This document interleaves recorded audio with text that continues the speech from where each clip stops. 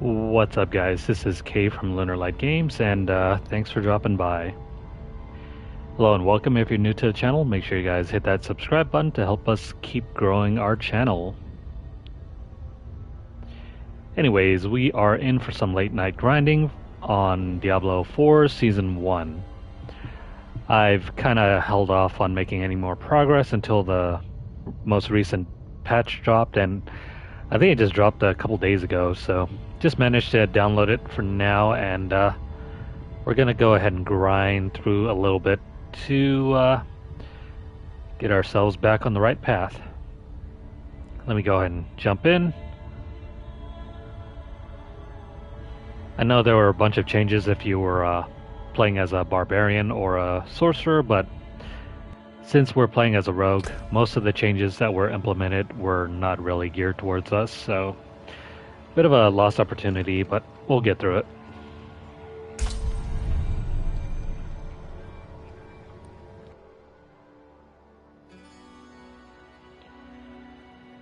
So last time we were here, I think we had just about completed the campaign. Now we are free to go off and do anything we please. Then we got a couple more tiers now. Go ahead and claim them.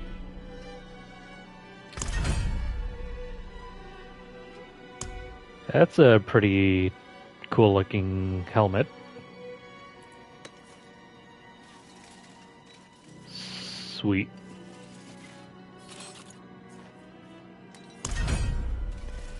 Yeah, so playing as a rogue, we don't really get much here. Our sorcerer, on the other hand, if we ever do decide to return to her, she will be she'll be far better than when we left her. Maybe.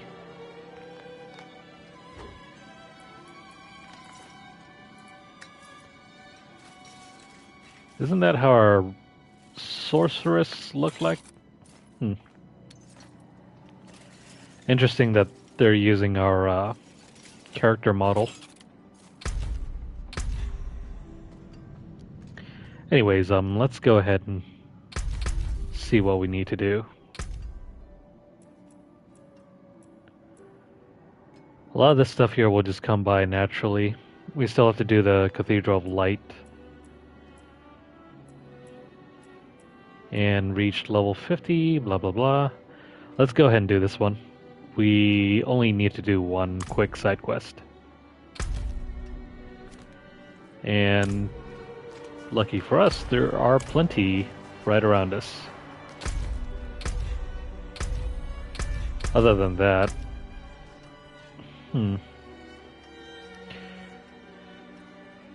yeah, let's go ahead and just do this side quest real quick.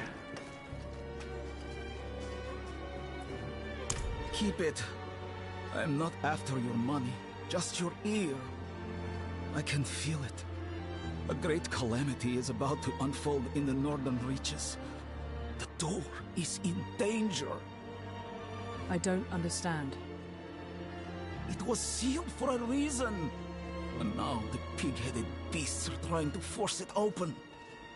Heed my warning and stop them. It must remain sealed. I can't remember how many times we've already done this side quest. Perhaps a better question is, why are you the only one to take it seriously? That was long ago, I suppose.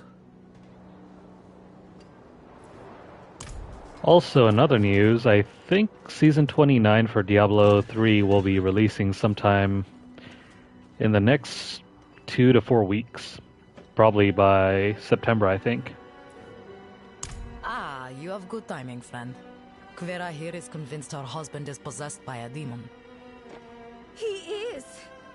Been disappearing all hours, coming home with bloody hands. He says he does not remember, but he was scaring me. So I tied him up in the cellar until I could get help. And help you shall have. Come, show us where he is. Yeah, so it seems by September because the player test realm is going to be released The door is damaged. in the next Kvera, couple of Stay days. outside just in case.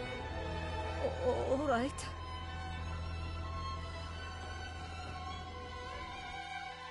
Usually those PTRs only last for about 2 weeks and then directly 2 weeks after that. Demons manifesting already? Yeah, so directly 2 weeks after the PTR ends, I don't see her husband. that's usually when the season begins. What was that?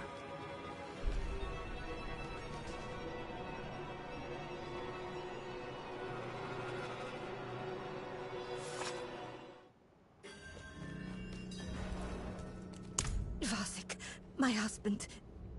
He was hiding upstairs. He ran out there, quick, before he hurt someone else. Are you all right? He looks worse than it is. I will live. Go! This quest line is probably the most common one I've done in the past, what, 3-4 months? Damn, he's gone into the sewers. Almost 6 months, I think. The first beta was like sometime way back in March, I think. Vasek, wait! Hard to believe the year has passed by that quickly.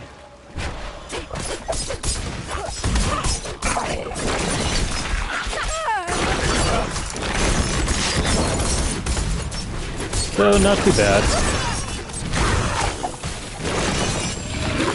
The new changes seem to be for the better. I need more energy.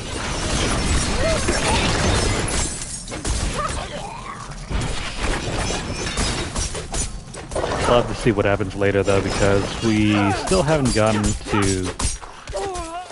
the real end game.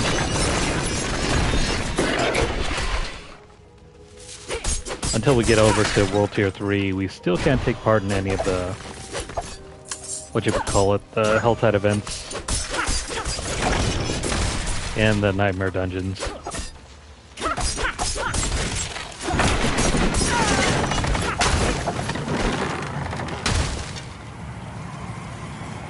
Get out of the way.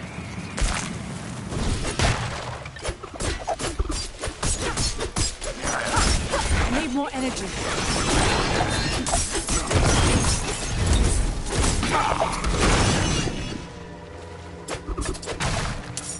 Okay, so if the rest of the season holds up like this, I think we'll do just fine with our road.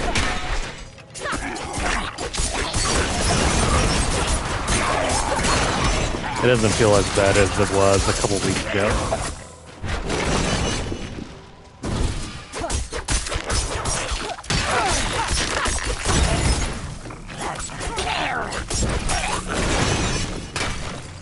Okay, let's just run through this and then we'll move on to a different area to complete more assignments.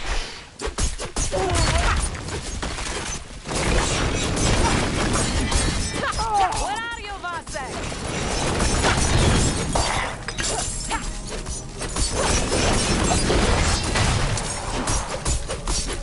Gotta remember to keep up my blades.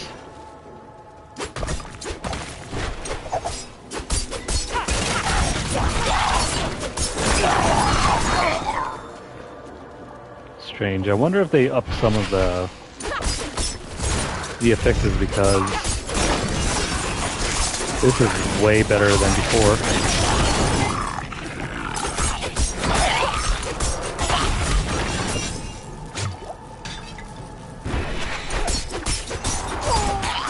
It also feels like our character is a bit more tanky.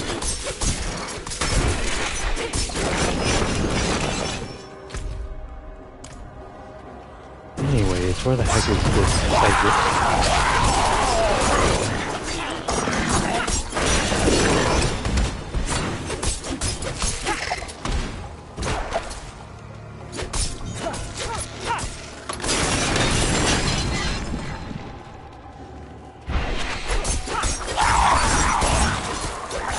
So, judging based on some of the changelog items for Diablo 3, Need more energy. it seems geared to be more closer to Diablo 4. What do I mean by that? I'm not sure if they're making Paragon points more limited, but they are planning on increasing the cap for the usual abilities up to 200. But I don't know if that actually... I don't know if that actually means we'll be getting only 200 points to max out per... I think per ability. It said something like 800 is the max or whatever.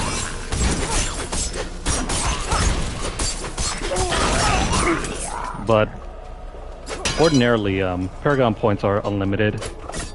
You only have a cap for 50 per... I think like a couple of areas in like offense, defense, and then the movement speed and whatnot. And then by the time you max them out, you can still keep earning more Paragon points and slot them into your main stat.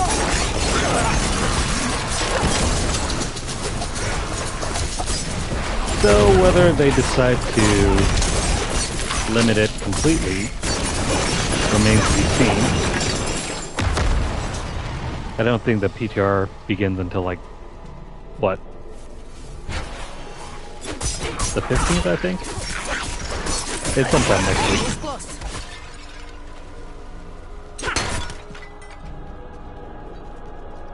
Also, there's some patch notes about a dedicated single-player mode. Damn. Careful. This situation is delicate. Which may or may not be relevant for console players. Like before, take my chalice and place it down as near him as you can. I'll keep his attention. Vasek, just stay calm. Will you say the litanies with me? No! No! Stay away! Everything is going to be alright. Father Inarius, as I shed my wicked blood, let it be purified in thy light. Stop! Please! It hurts! Let the light fill the darkness. No! No! Something's wrong. Dedicated single player. On the PC version, at least, I think it's supposed to be always online or something like that. I have no idea though. The patch notes weren't very clear.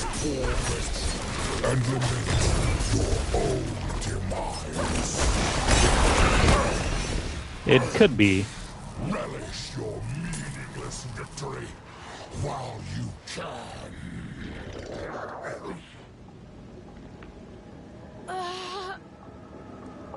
It still remains to be seen what exactly they're trying to implement. I'm so sorry. We need to get out of here. But generally, a lot of the changes are meant for the PC version versus the console versions. Anyways, I think we're done here.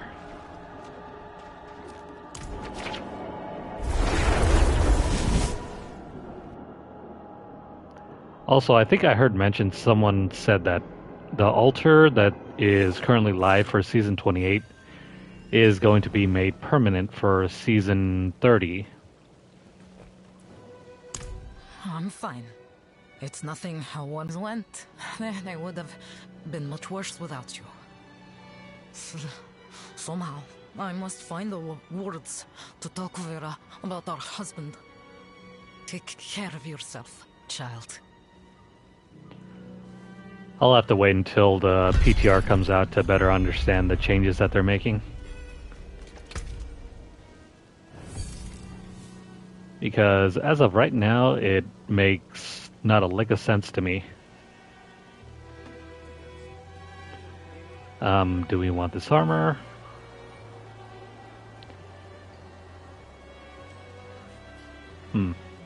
It does nothing for us defensively, but that extra 9.5 physical damage is nice. You know what? The heck with it. Let's just pick it up. We're not using swords. Unless...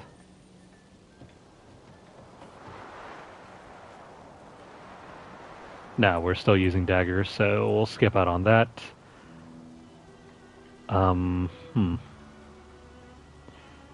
We don't chill any enemies at this point, so no, no. Pick up that.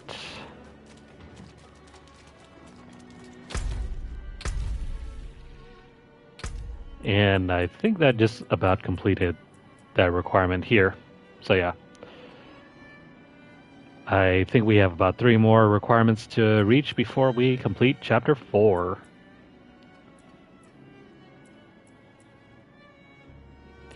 Unless we get lucky with our legendary drops, the next 2 most obvious ones are going to be this one.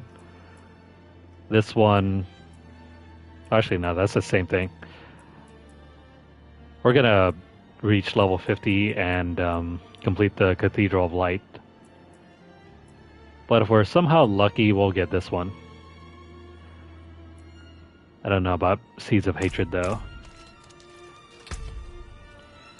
Let me just clear up the inventory and then we'll move on to somewhere else.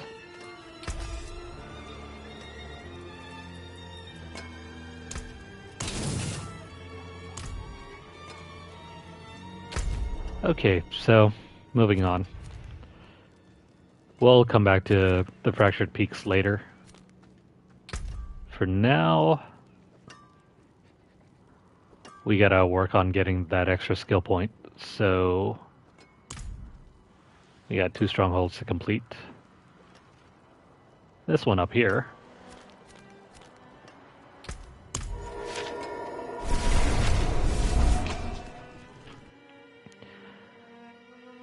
Okay, so somehow we're gonna have to juggle playing Diablo 3 and Diablo 4 in the coming months.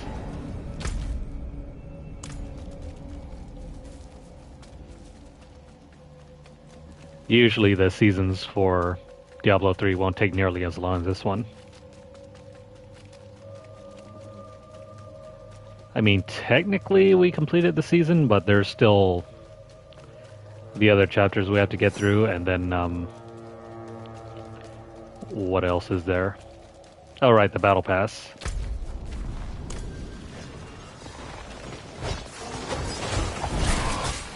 Next season, I don't think we're going to bother with purchasing the Battle Pass. It's not really worth it. Low on energy.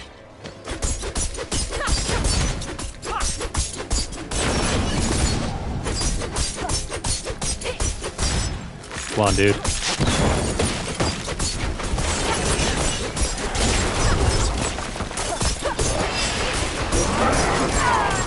Don't have enough energy.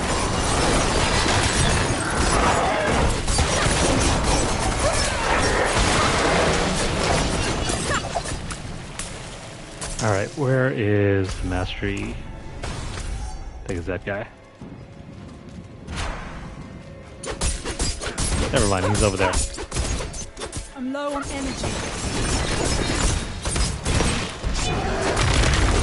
I'm not ready yet.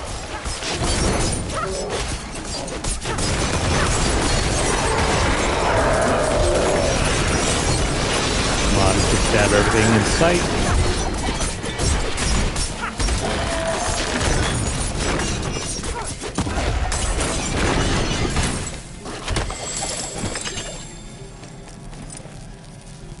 That was definitely all me. The heck? Where's the path?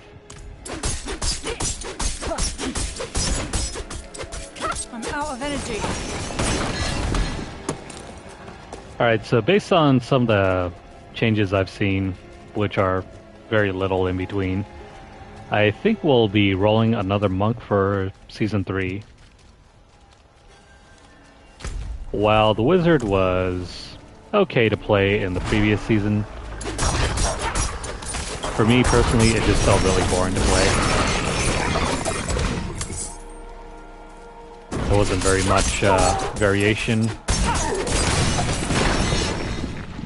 And really all we did was just run around just tapping X every once in a while.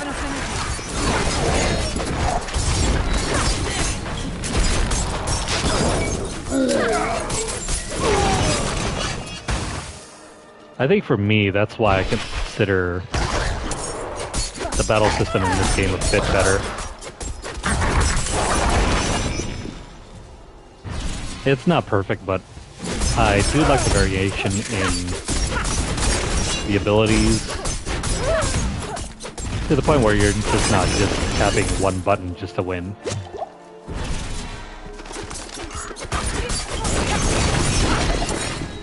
Well, you know, that may not be everybody's cup of tea.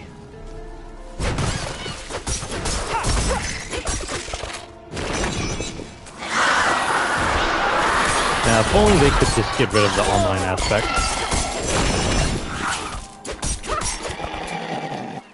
I could do without that.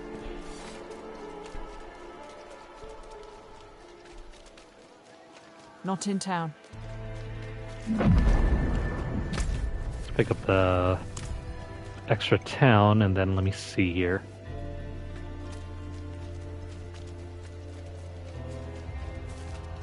We still gotta make our way up and around.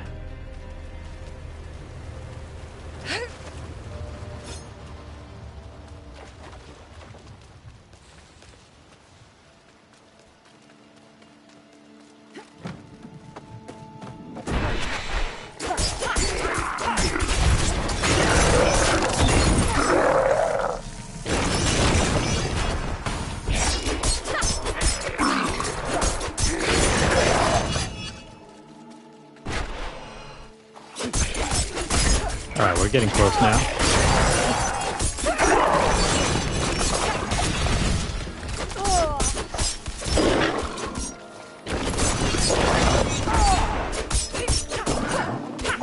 I need more time. I need more energy.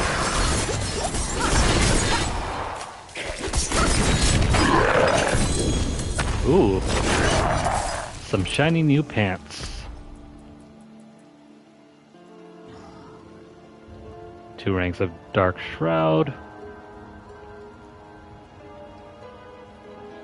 Well, hold on.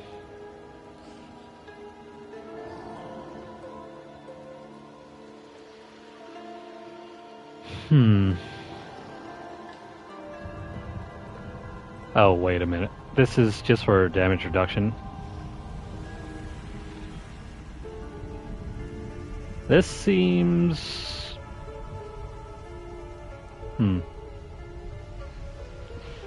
We're trading off less damage reduction. Though the other one also gives us an extra movement speed increase. Decisions.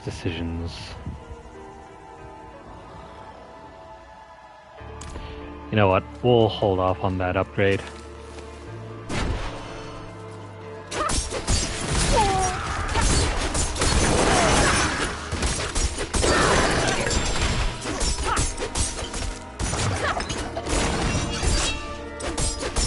I think there was an increase to enemy density, but I don't know if this applies to just regular mobs. It does whenever you're fighting against Helltide events. But this here? I don't know.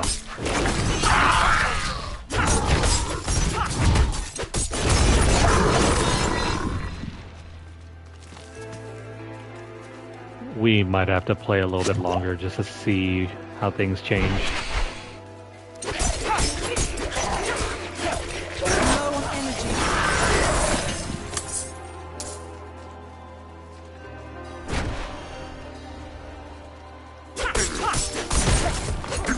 Poor guy, he was just minding his own business.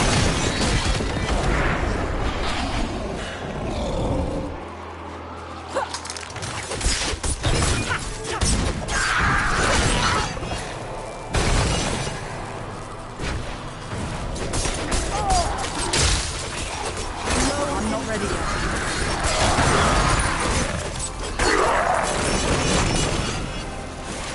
Okay, so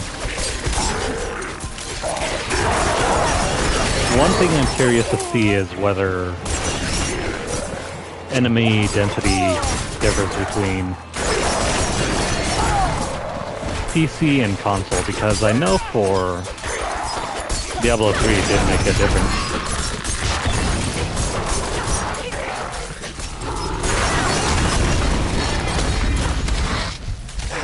Ah, crap. Dang it, come on.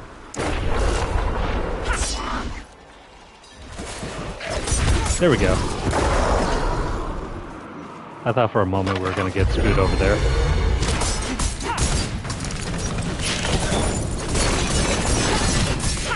Sometimes you really have to pay attention.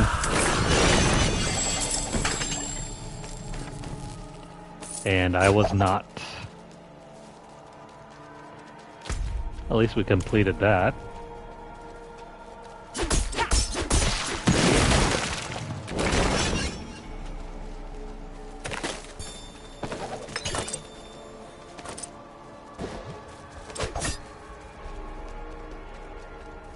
Alright, let's make our way even further.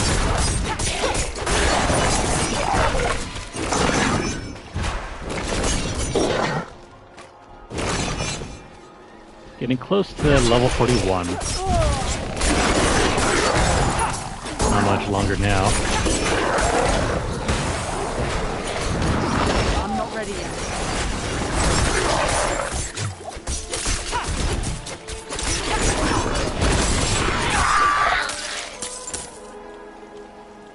So there are a bunch of game releases coming up in the next coming months.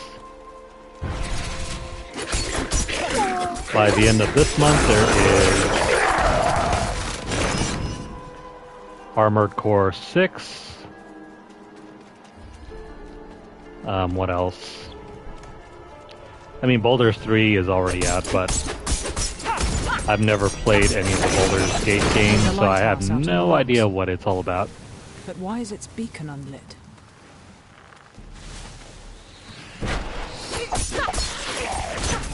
So in case somebody asks, wondering why we're not playing that, that's why. I just never played it, so my interest isn't really into that series at the moment. Maybe in the future whenever it goes on sale or something.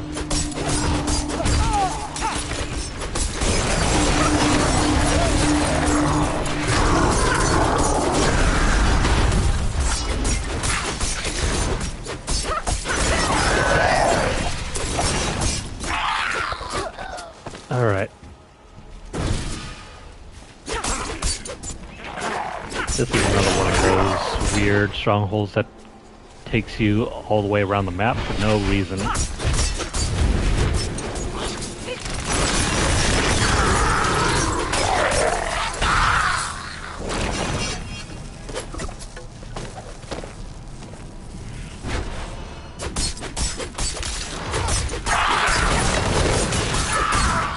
I think just for nostalgia's sake, though, I think I might try to pick up, say, Red Dead Redemption 1. I'm out of energy. Despite the fact that it's not the best deal ever.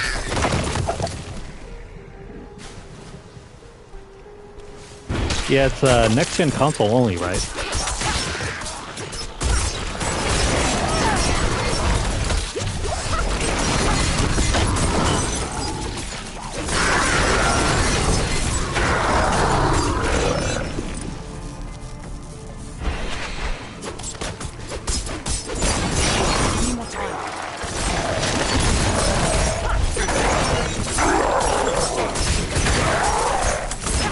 Yeah, I understand it's a pretty bad deal.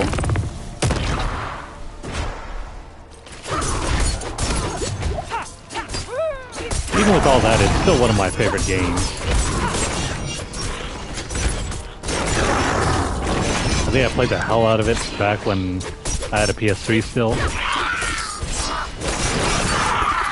And unless I can somehow get my old 60 gig PS3 fixed,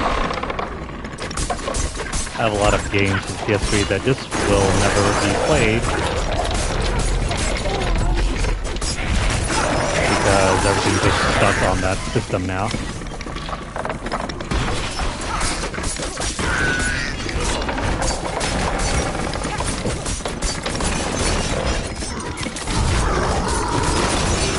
In the future, though, I think I'll be doing a few more unboxings, showcasing some of the items I've collected for my PS3.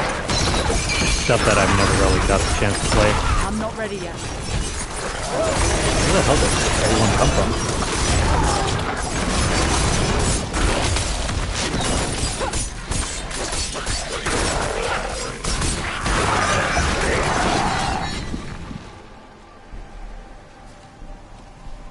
from? They delisted the earlier version?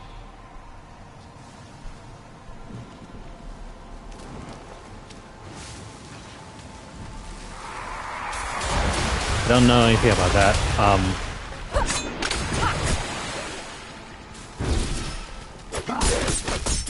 Granted, I don't know if the game is still holding up on PS3 and, well, Xbox.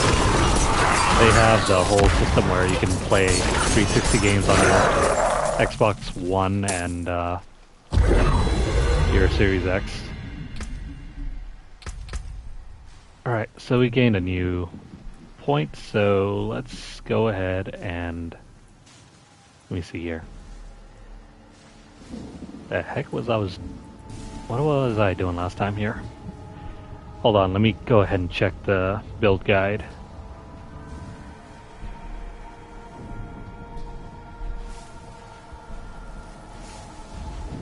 We're at level 41, so what do we need now? We took Deadly Venom.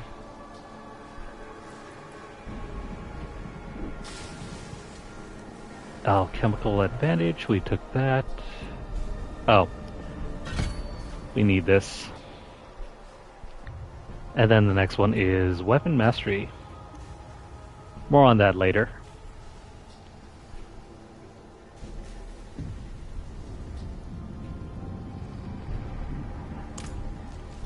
Yeah, it absolutely is a money grab. But me and my stubbornness, I don't know. I got points for it, so it's not exactly like I'll be spending full price on it. I don't have enough energy.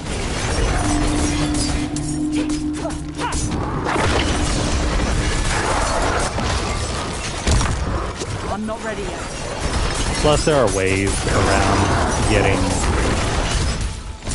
like the games for a lot cheaper than just release price.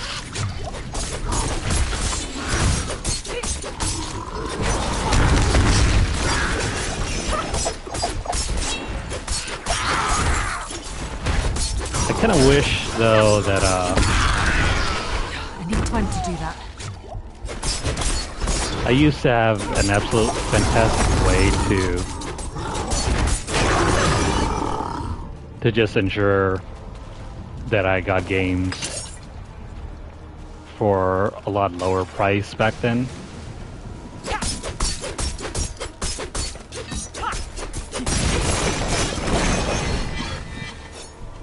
But that method has since been closed to me.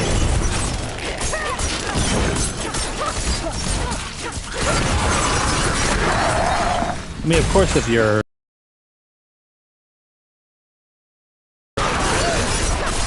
use some of those websites that sell you the codes for cheap.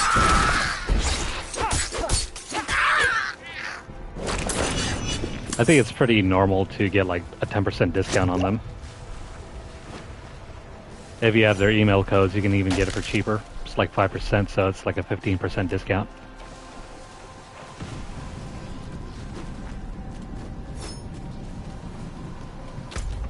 Alrighty, so let's see here. How do we get up there?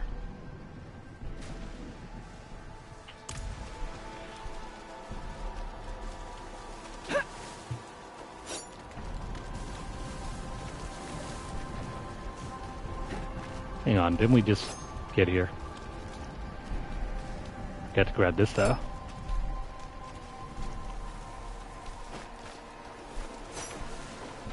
Okay, so let's see here.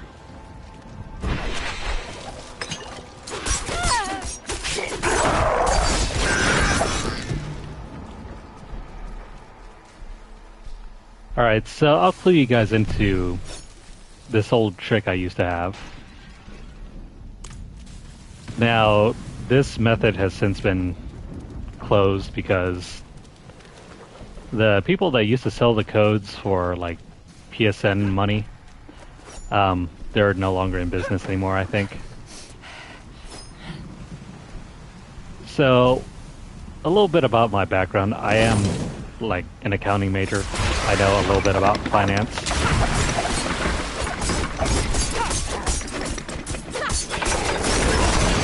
And at the time, there was a way to use PayPal to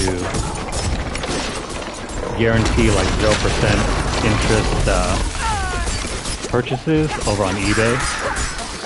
They don't really allow that anymore, I don't think. Okay, come on, heal up.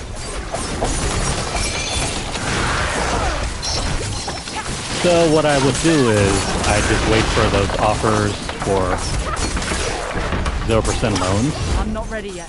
Or not loans, but credit offers. I was also working, so didn't really have to worry about any interest payments or anything like that. I'm not ready yet. You just made your payments on time.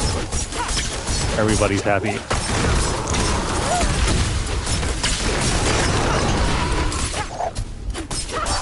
But you could delay, well, not delay, but, so say for example,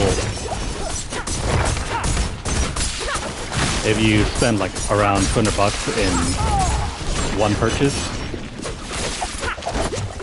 you could,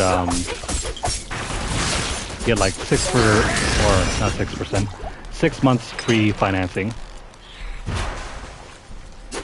But again, they charge 0% interest. As long as you paid it off in like, what was it, like 6 months to a year? I think one of them was like, if you spent over like $600, you had like over a year to pay it back with no interest. So yeah, you could take out like a 6-month loan, pay it back in like a year.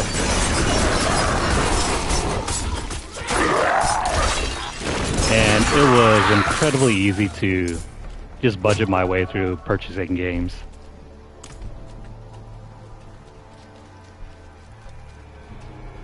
Not to mention, if you already were investing that money at the same time, you could actually save a little bit on that money anyway.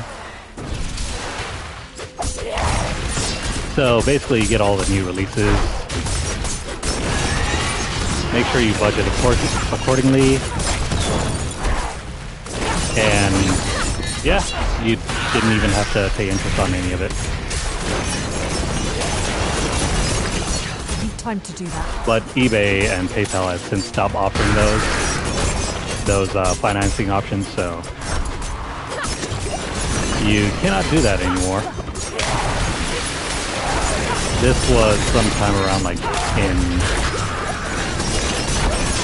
2013, 14-ish, all the way up until like 2019. I need more energy.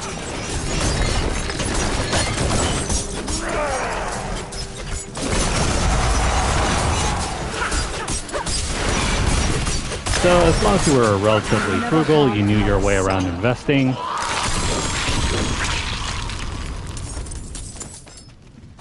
You could have gotten away with getting a whole bunch of purchases for less than the nominal amount.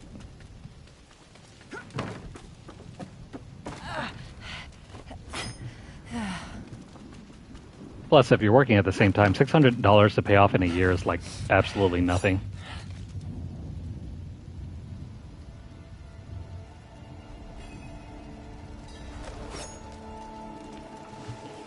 And we are done here.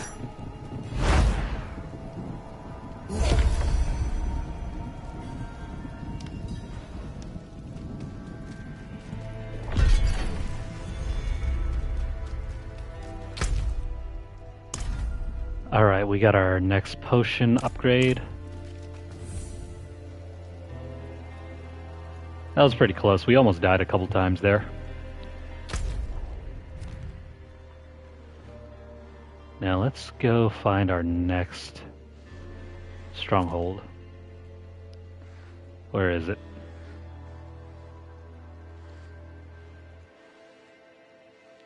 Is it?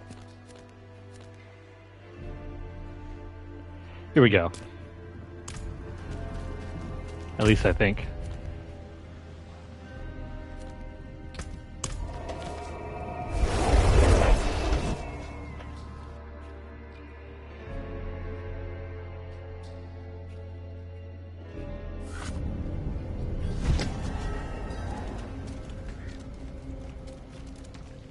All right. Let's see. What are we doing here?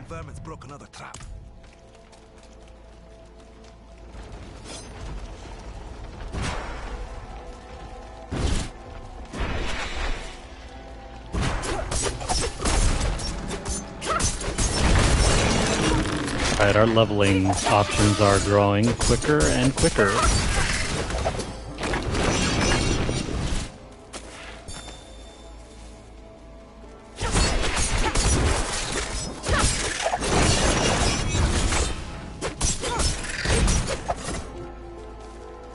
So yeah, even with me playing as distracted as I am, we're still just alright.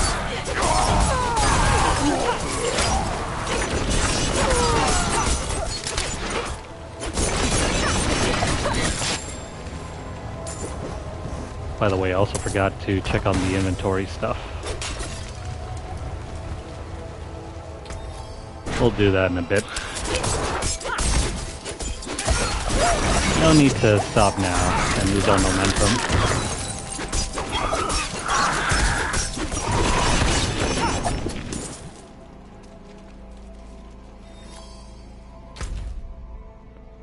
I am on the wrong path.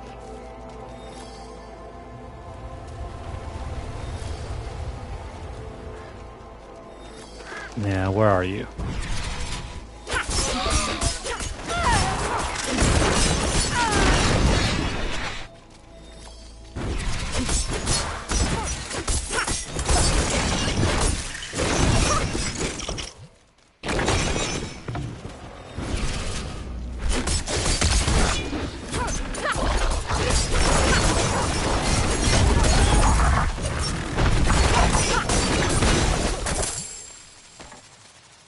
We're doing all right now.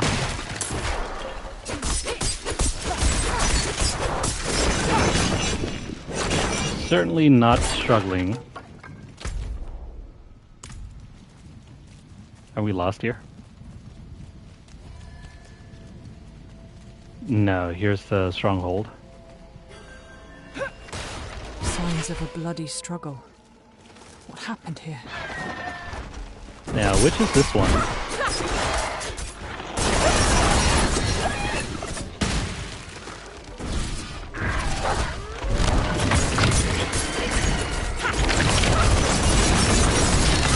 Oh, wait. Don't tell me. This is the one with the werewolf, right? I need more time. Come on, you. Alright, best to head back for now. Let's check what we have.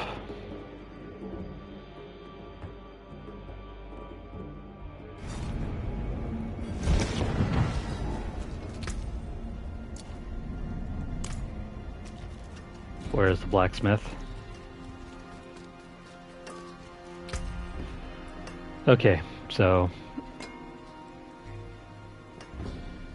The heck is this? Explosion from the victimized key passive.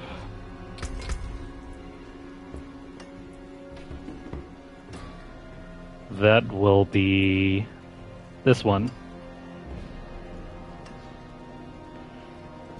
If you deal direct damage to a vulnerable enemy, they have a 45% chance to cause an explosion. Too bad we're not using that one. So that one can be trashed.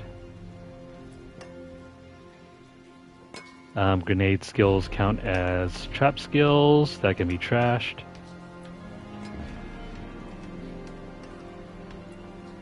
These two are no good for us. This one over here, I don't think it's nearly as good as the current one that we have, despite the ranks of Dark Shroud. And this one, damaging a poisoned enemy with a shadow-imbued skill has up to a 75% chance to create a toxic explosion. I think this will come in handy later on once we get into our endgame build. At this moment, we're not using shadow imbuement. On the other hand, the other stuff is going to be passed over. We don't need any of that.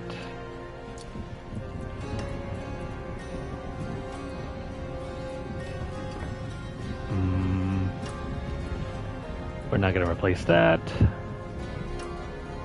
Neither are we going to replace this.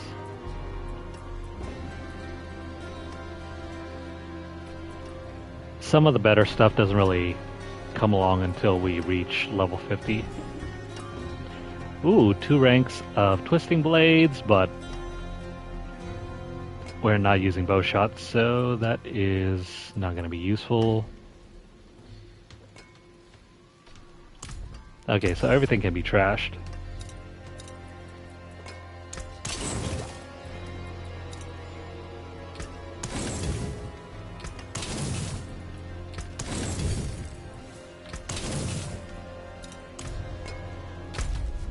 Okay, so I think that took off another requirement on the list.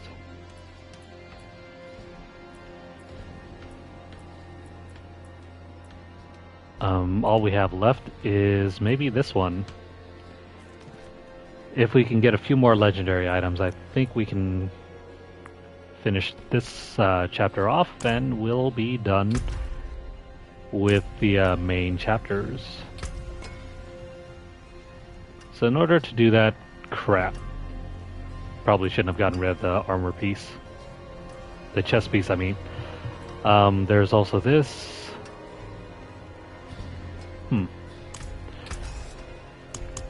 Let me go ahead and upgrade these and see if we can get more damage in. More there than I thought. I will take this. And this as well. There's a good one. Crap, not enough materials. On the other hand, I think we have this that we can slot in. Good enough for me. Let's head back and finish that stronghold.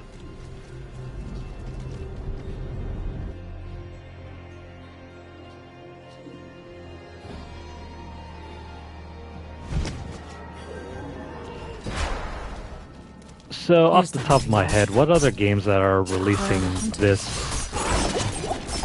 September and August?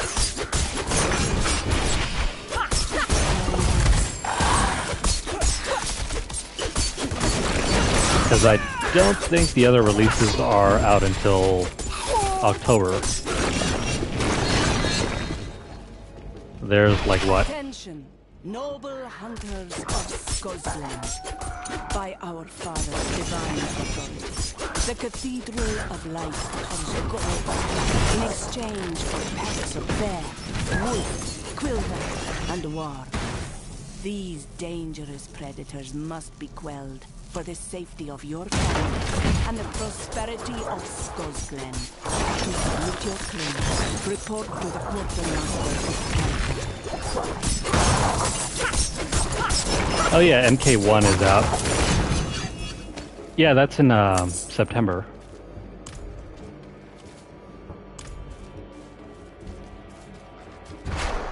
I'll give that one a look. I don't really play too many NRS games, though. I think I just like it on a casual level. But in terms of fighting system, how's it going, dead man?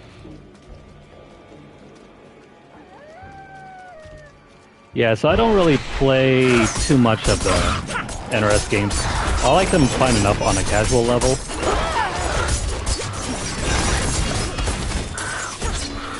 But I've always been mainly more of a Street Fighter fan.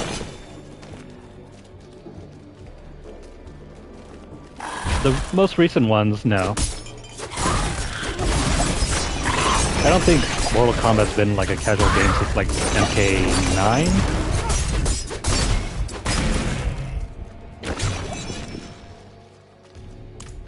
MK9, MKX, even MK11, those were all good competitively.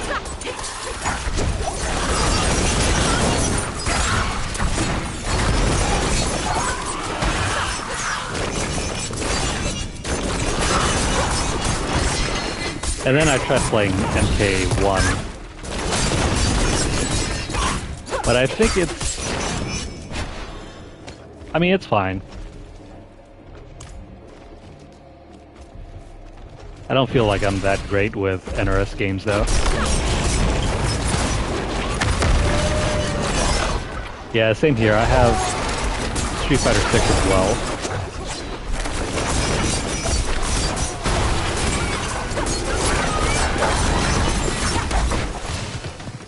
I did watch EVO, the finals the other week.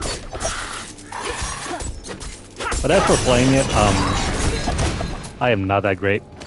I went to a tournament back in like... Actually, no, never mind. That's 10 years ago. I went to like a local tournament about 10 years ago. I actually got to play against a local Street Fighter player. Very good one.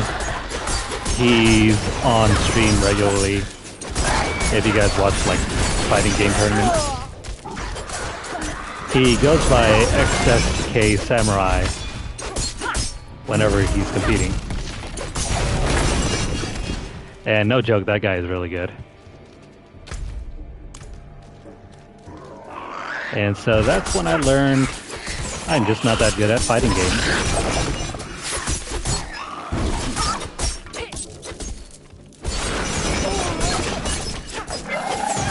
I need time to do that. Yeah, sometimes they can mess up your controller, but it all depends on your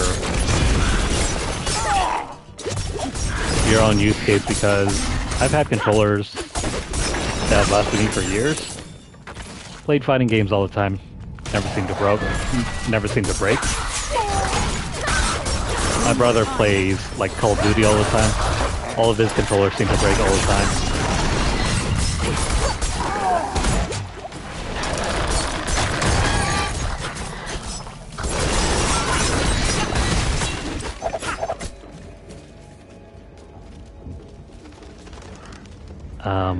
Before we chase him off, let me grab that thing over there.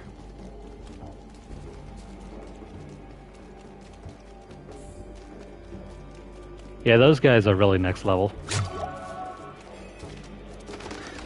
It's why I enjoy watching them more than actually playing them now. But maybe if I took the time to really get into it again,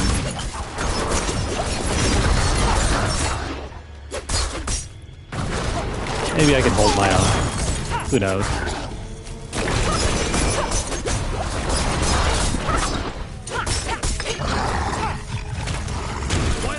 be tamed. I just wish I had a more usable PC. That way I can actually get some matches into Third Strike.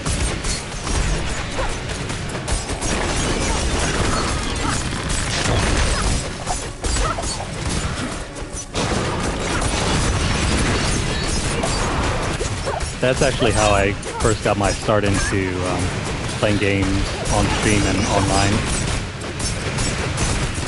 Especially with my YouTube channel. That's all I ever did. I just grinded the hell out of just playing Street Fighter 3 Third Strike.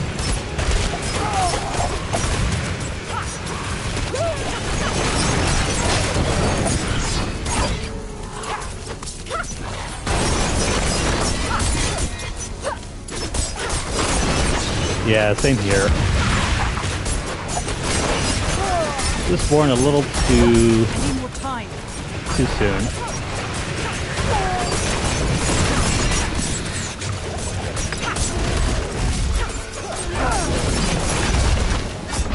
Ah, crap. He wiped me out with that last hit.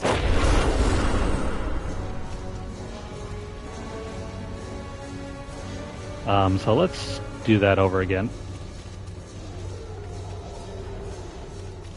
I guess if I resets if you die.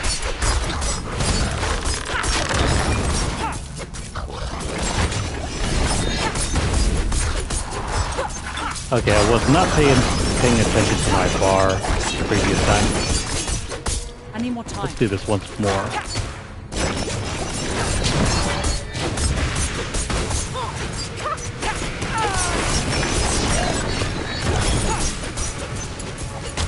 Yeah, it's really squishy, and I haven't really been focusing on my aspects that upgrade my survivability.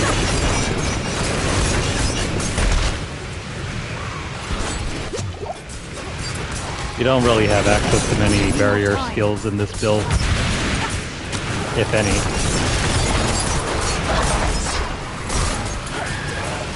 I mean, you get Dark Shroud, but it doesn't help out nearly enough.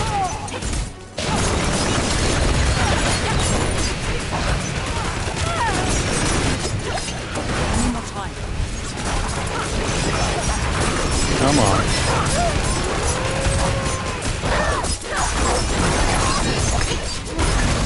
Plus, whenever enemies stun you, it really screws you over. Like that.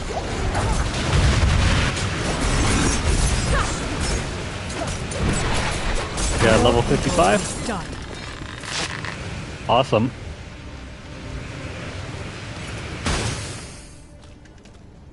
I took about a week off of this game just to wait for the patch to drop, but hopefully we'll get back on track here.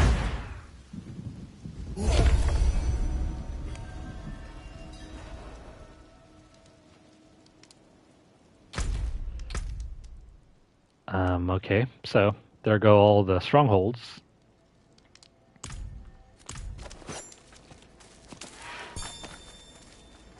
Yeah, I would have been playing more, but the patch seemed too important to play without.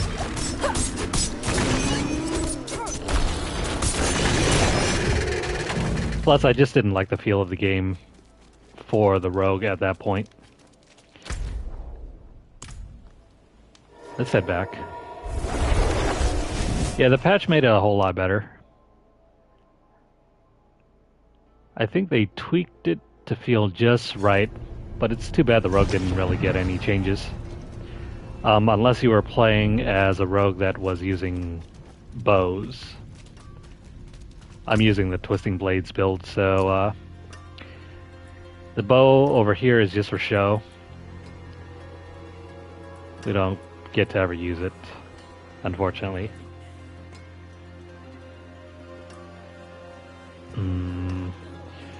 No movement increase. No twisting blades. Okay, so trash.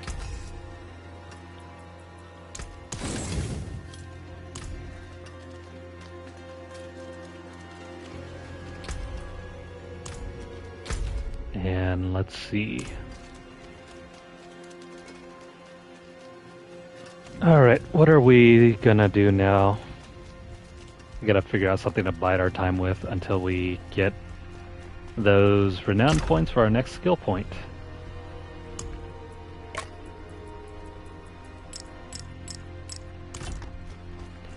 Yeah, so I'm using the leveling build that's posted over at maxroll.gg. In case anyone's wondering why my build is the way it is.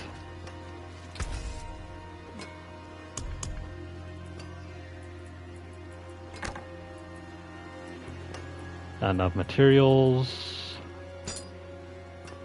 Oh, what do you know? We can do this one.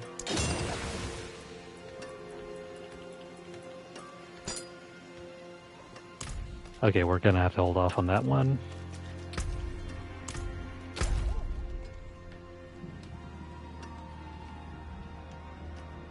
It very much is. Between maxroll.gg and Icy Veins, if you ever need help on deciding what kind of build to go with or how to min-max your build, I recommend checking out those websites.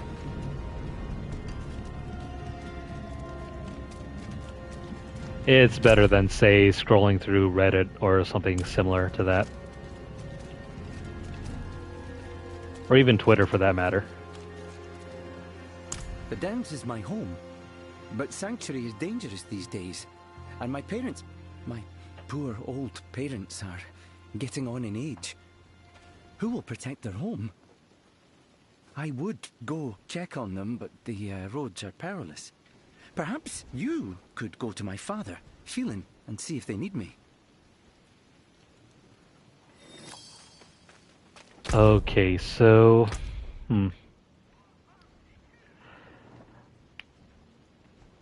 We got a ton of side quests that we could probably do at this point.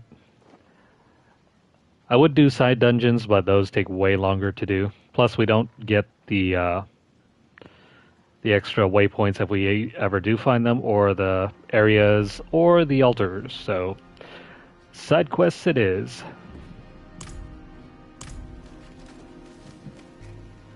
Yeah, I agree. It's way less toxic. We can always use a strong back, but your talents would be wasted swinging a hammer here in town. Truthfully, I've been hoping to visit my sister and her newborn up in Braestig, but the roads are too dangerous. Them damned cutpurses lying in wait at every turn. Lot of folks round here would feel better with someone like you keeping those bastards in line.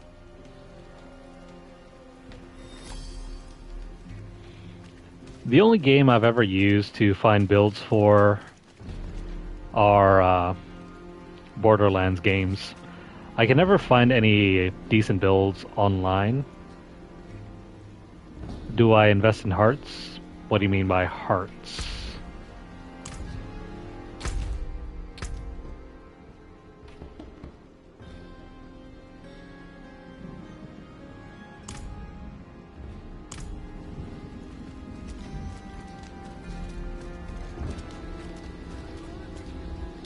You mean in Diablo 4? Hearts? Oh, hearts. Oh, right, the malignant hearts. For me, I tend to not invest in the hearts. The only way to get wrathful hearts is through rolling those caches, so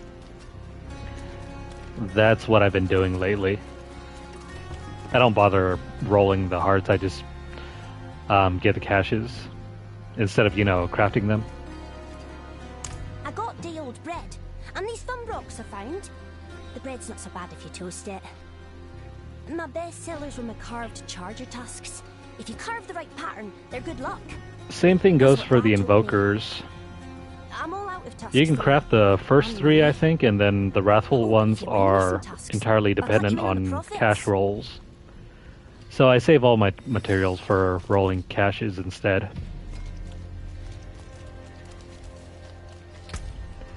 I feel like it's way more efficient that way. Speaking of which, this is the only Wrathful Invoker I've gotten all season. I don't know where exactly you're supposed to use this yet.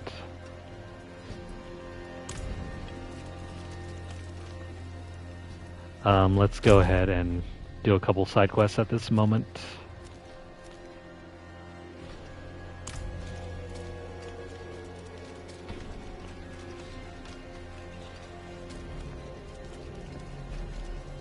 Now, if they made Wrathful Malignant Hearts way easier to get, I'd probably craft for them.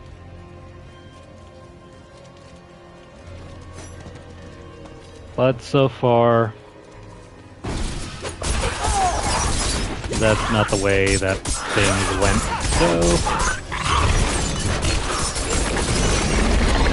materials for caches are the way to go.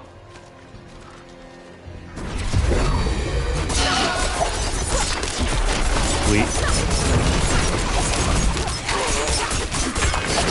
Absolutely love this thing.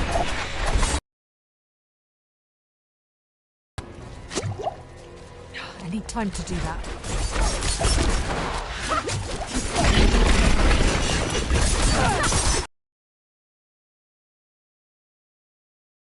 A whole season theme. I mean, if they based a whole season theme around this alter ability, bonus or anything, just give me the ability to have all these bullets shoot out.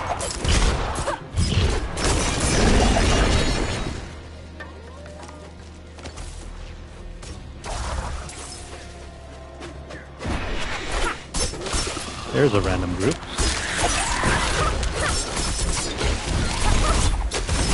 I wonder. That's probably why things are lagging so bad.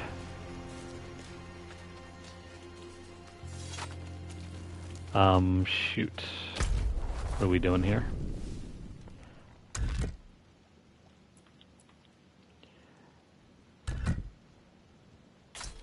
There we go. Not a huge fan of the UI here.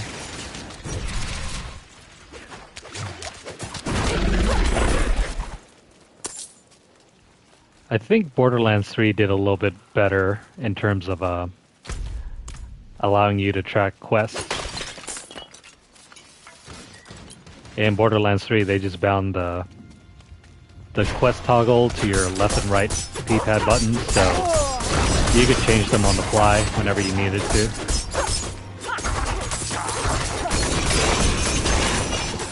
Of course, that did take the place of your quick switch for your weapons, but I think it was a worthy trade-off.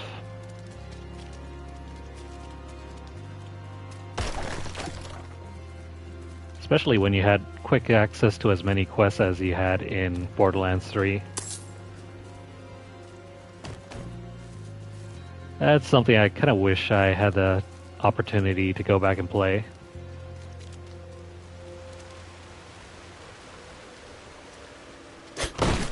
Where the heck are the chargers on this map?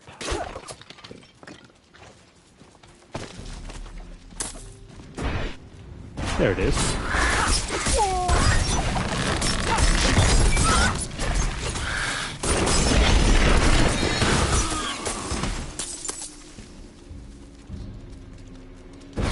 I am glad this is not a hardcore character. It means we can play a little reckless compared to how we've been playing the Sorceress for like the last 4 or 5 weeks. Well, scratch that. It was the other previous month. It's already August. Can't believe that.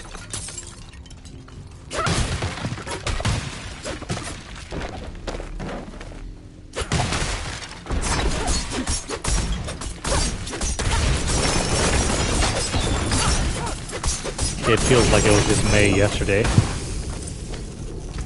Ooh, a brand new shiny helm. While you have both bonuses from the close quarters combat key passive active, your dodge chance increases by 4%.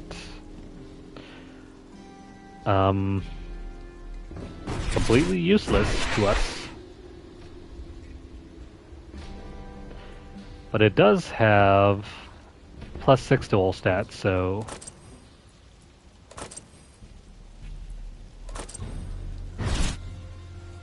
I think on that basis we'll take it anyway.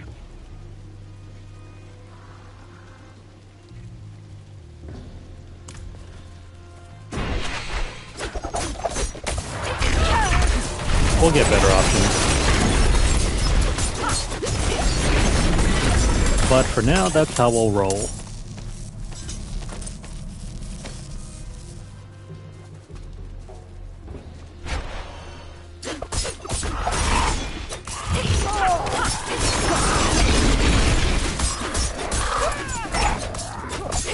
Come on, you.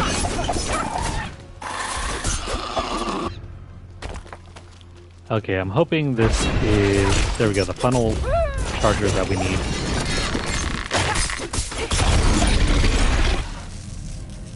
And he didn't drop anything.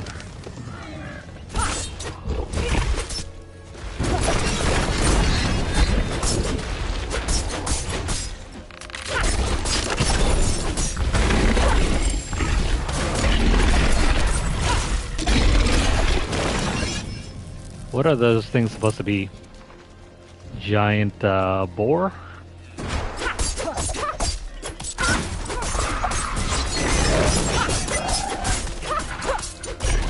Yeah, they kind of look like boar.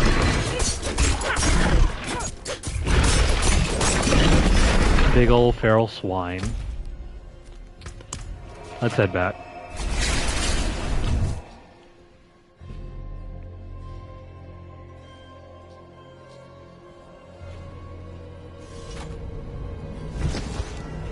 Okay. Let's return this quest and then we'll move on to the next one. Oh, wow! These are nice big ones. Not cracked or nothing. Thanks, Wanderer.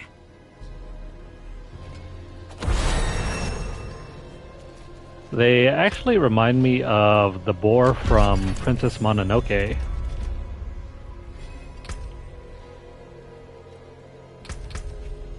Alright, so with our next point, we want weapon mastery.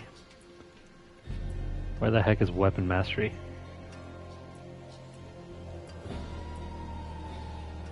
Aftermath, no. Adrenaline rush, impetus, no. Precision imbuement, no. Agile, no. Here we go, weapon mastery. 5% means... yeah, we're using daggers, so... 5% increased damage to healthy enemies. That's a big bummer because we only get 5% increased damage to enemies so long as they're above 80% health. At that rate, swords are better.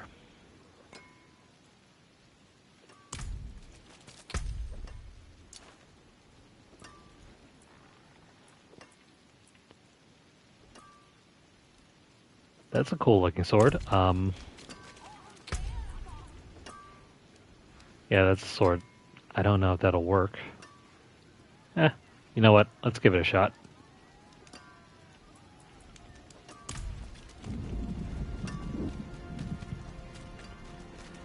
Let's go ahead and trash everything. And then where is the wardrobes over there?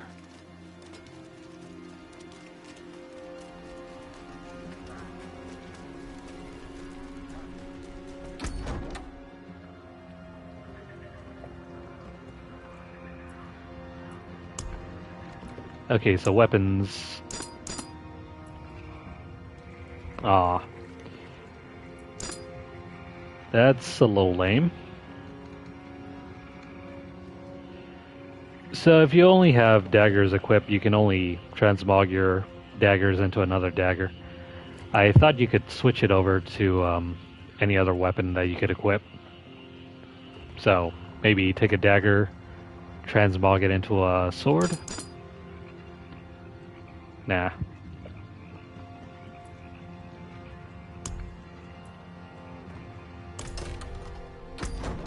Oh, but hey.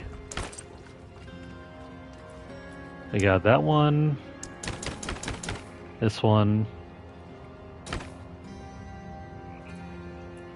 I think these go together, so let's try that one.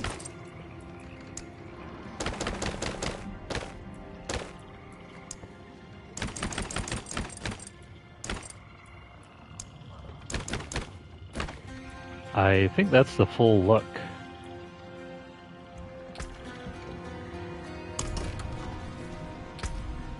I mean, it looks okay.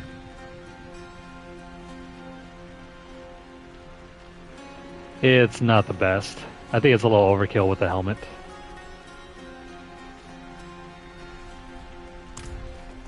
Yeah, you can never have too much fun with Blizzard. Any kind of broken thing gets patched out.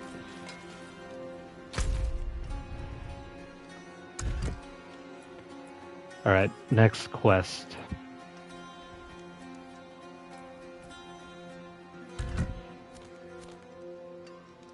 Let's go over here, do the bandits real quick, and then we'll swing back around to Corey's father.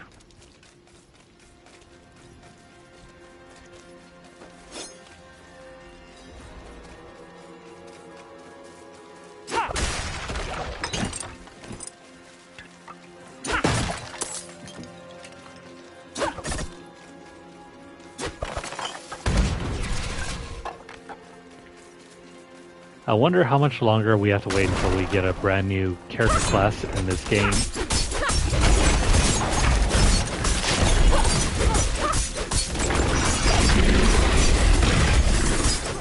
With Diablo 3, we ended up waiting like 2 years, 3 years before the Necromancer got added in.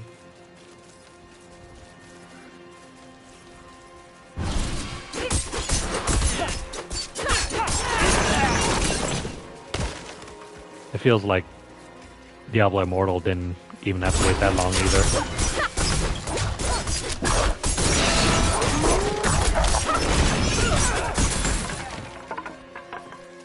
Oh, sweet. A goblin. Give me that guaranteed legendary, please. I need time to do that.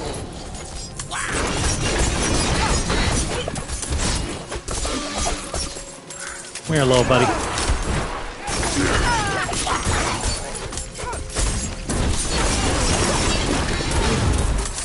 Come on, he's full of chocolate.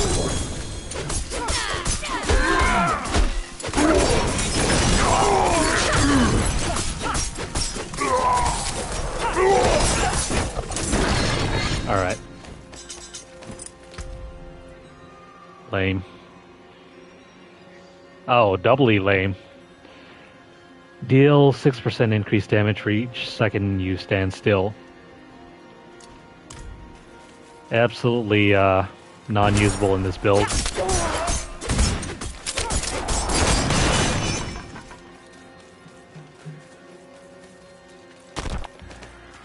Unless we want to stand around throwing daggers all day. Daughter of hatred demands blood.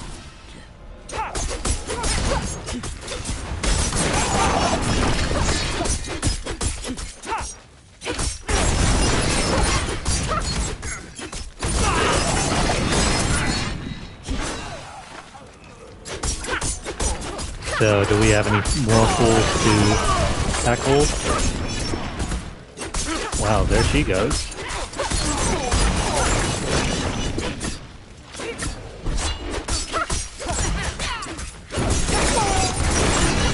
I need more time.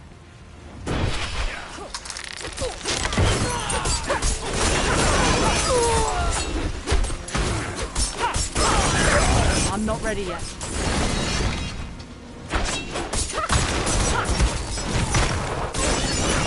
I think... crap.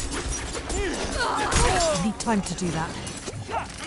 I think this character build will benefit greatly from having an extra barrier. Something I need to toss in next time whenever we have a chance.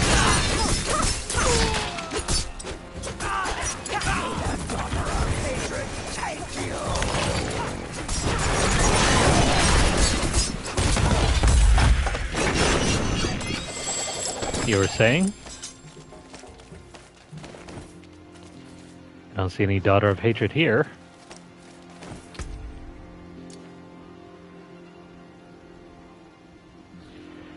This chess piece makes our character look like Cassandra from...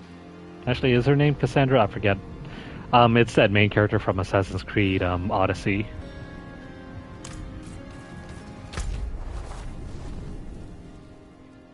We are done here. Let's head back.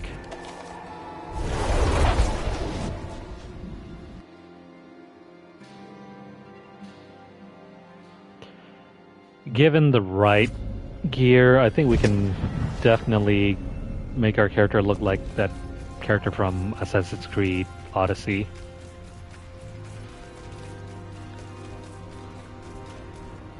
My thanks, Wanderer. I cannot wait to visit my sister's bairn. After all, the Amazon in Diablo 2 was essentially a reskin rogue from Diablo 1.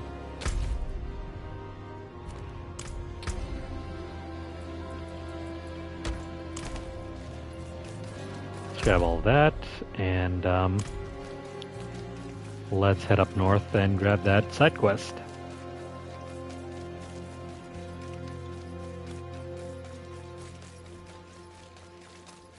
It is 1 minute till the witching hour. I am glad to see you return. Our city is healing slowly yet surely. When next you see Donan, tell him I hope that he is healing also.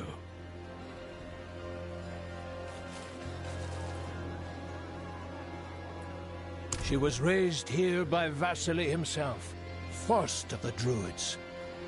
He planted scores of oaks just like her, all over the glen. Only 2 remain. I am glad to see you return. Our city is healing slowly yet surely. When next you see Donan, tell him I hope that he is healing also. This tree ritual thing looks more like a Japanese thing. No, I'm not all right. Just look at the color of her bark, the poor tree. My chanting is the only thing keeping her upright. She needs a piece of her mother, the great oak of Turdulra. Not to go deep for it though. Down to the underroot where the ancients first planted. I'd search that darkness myself, but I can't leave her side. Please, help me save her.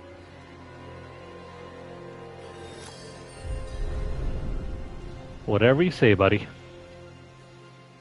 She was raised here by Vasily himself, first of the Druids.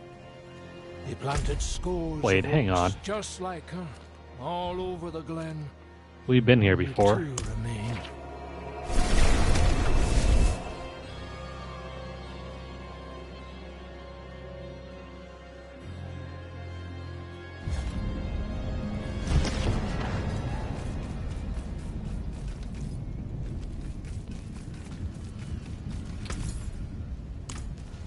Well, at least we don't have to do anything here.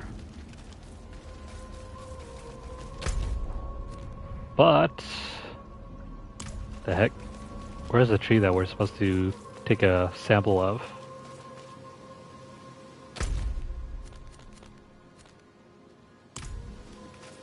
Am I missing something here?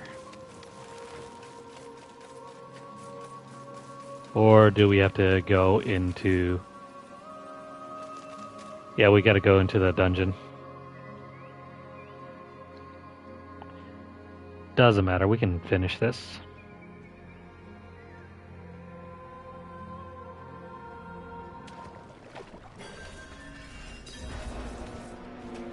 Alright, so let's have a look around.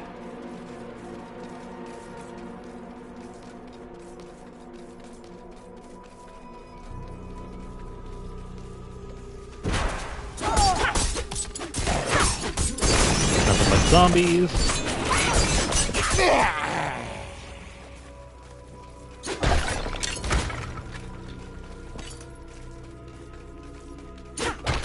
It is very quiet in here.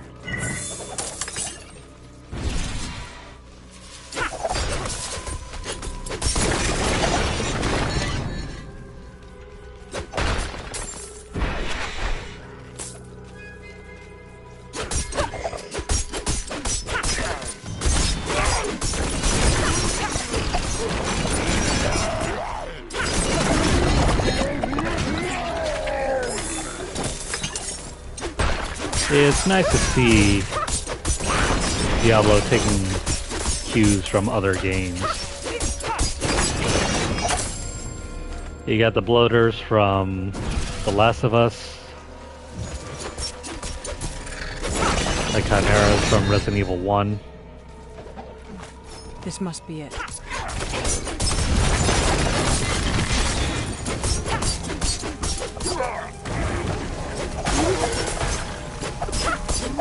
Hell, I'm surprised there aren't even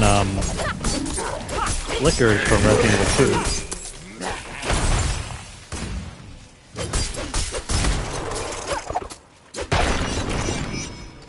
2. I mean, you do have the werewolf men from Resident Evil 8.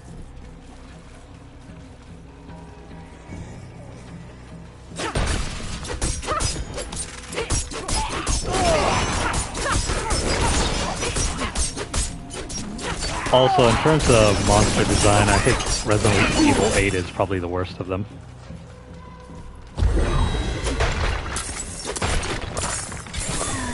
Personally, I liked the game better when it was science fiction versus almost medieval horror.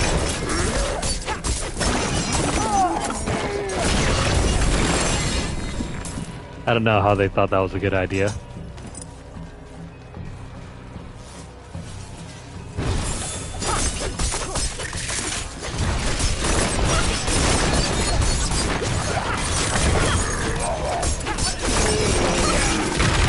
At least as far as I remember, no other Resident Evil game has medieval horror besides just that one.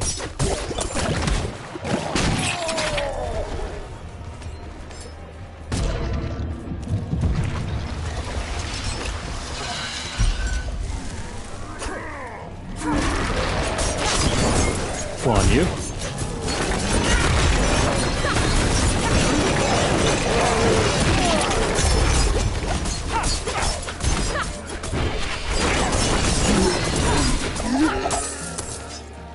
Sweet. New heart. You gain 11% barrier generation.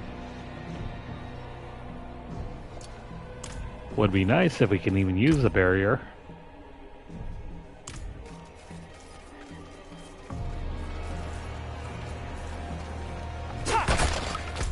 Okay, so I think we can move on. Let's get to the end of this dungeon and then we'll head back around.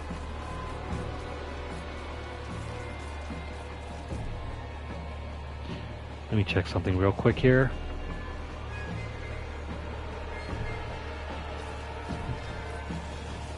Alright, doorway's open.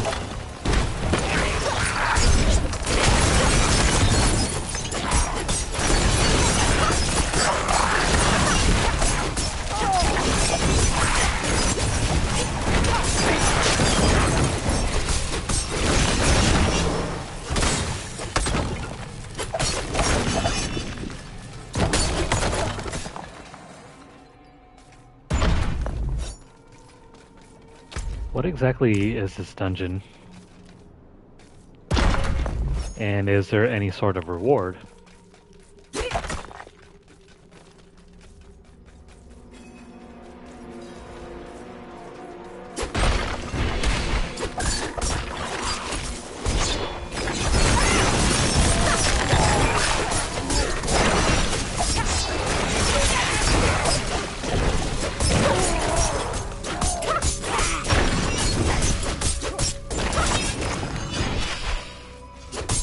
So far, there are no clues.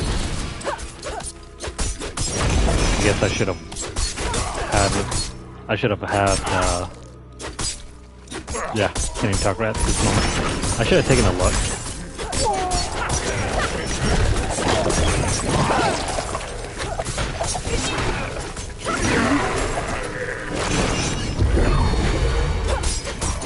Sorry guys, my mind is off and away somewhere else right at this moment.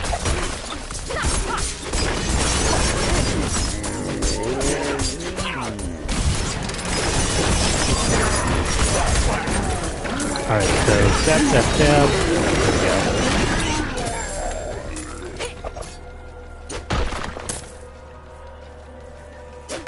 There we go. Okay.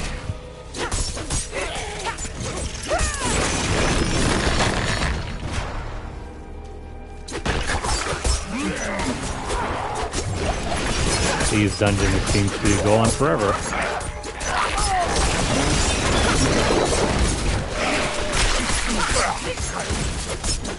I'm not ready yet.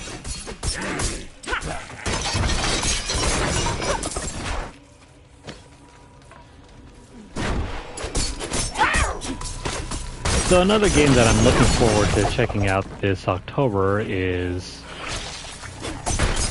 Assassin's Creed Mirage.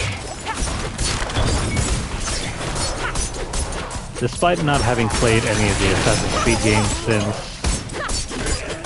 Assassin's Creed Unity, I am still interested in seeing how that one performs.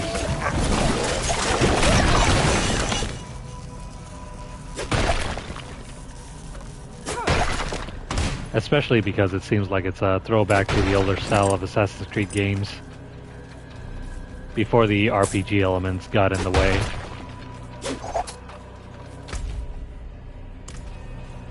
Is this path? Excuse me, is this path forward or no? Seems too important to ignore it.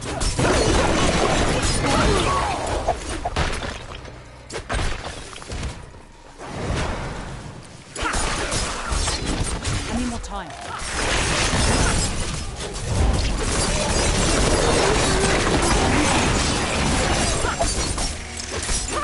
I swear, this still becomes damn near broken when you get unlimited resource.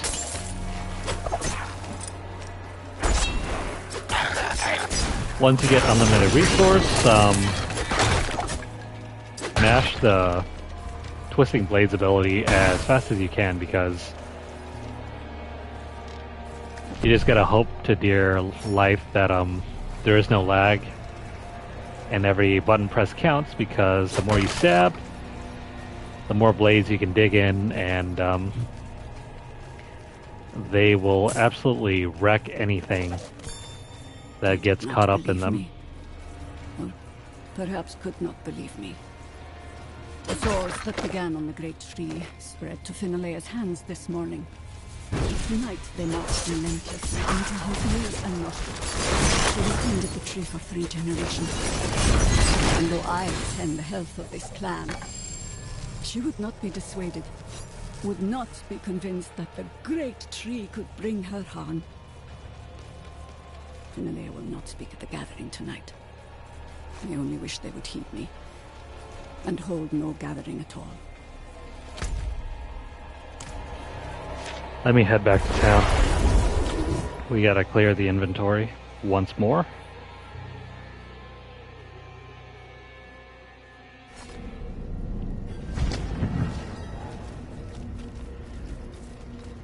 For anyone that is interested, there are a couple Pokemon mystery gift codes for Scarlet Violet that are still ongoing at this moment. Make sure you guys grab them up before they expire. I think you got like a good solid weekend to pick up one of them, and then the other lasts for, I think, 2 months up until September? Well, more like a month now. Let's get rid of blues and grays. We don't need those. What's left, you lad? I'll keep my forge hot. And then as far as the rest go,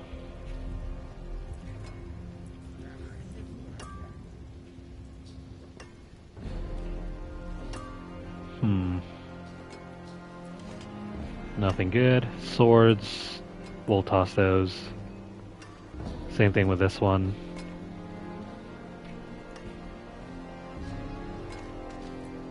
Nope.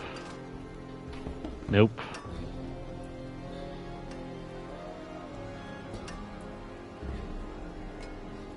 And no.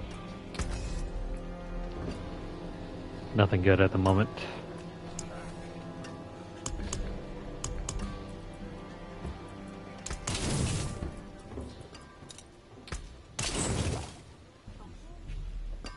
Oh hey, we got a new transmog. And let me see here.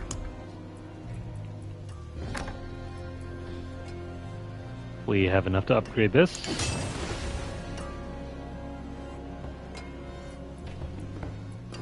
And same thing goes for this one. Solid bits here.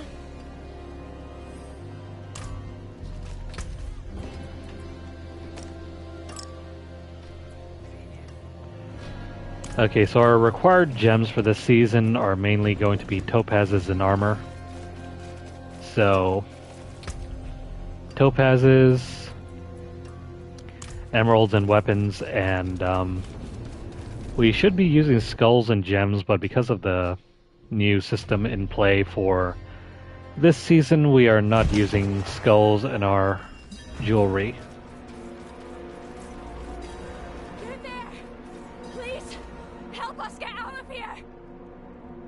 We came here to purge this evil, but now I can't leave my friends here. Not like this. We can't do it alone.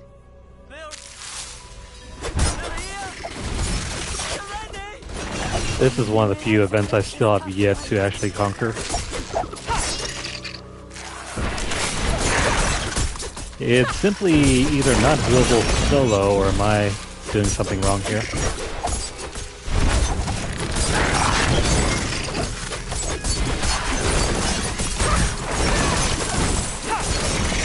It's just incredibly hard to keep from being overwhelmed.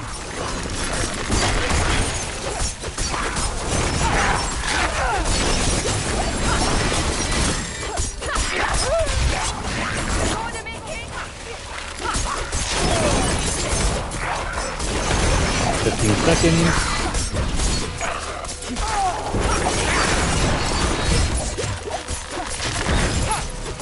Maybe. I need more time.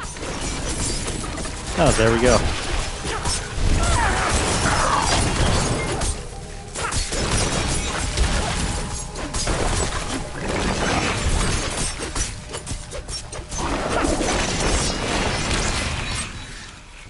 Thanks for that. We managed to survive. It's not much, but I hope it helps.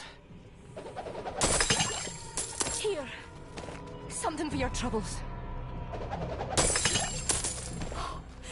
You deserve this. Never seen anyone fight like you.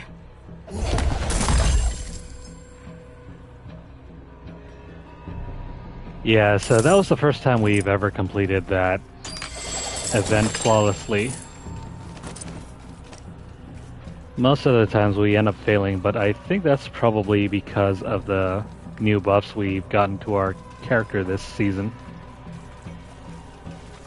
Who knows? I'm just thankful that we got it done.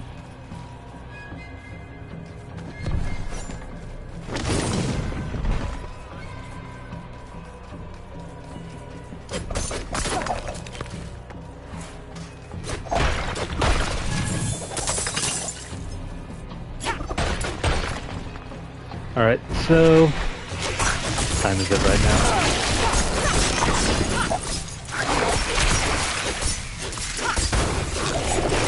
Let's see how far our grinding will take us. It is currently midnight. As you guys can see in the upper right hand corner.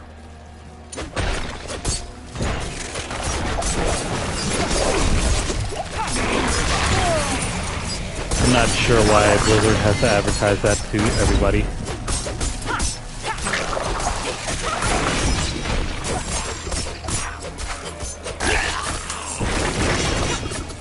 I need more time. It's like, does that really have to be a necessary part of the UI?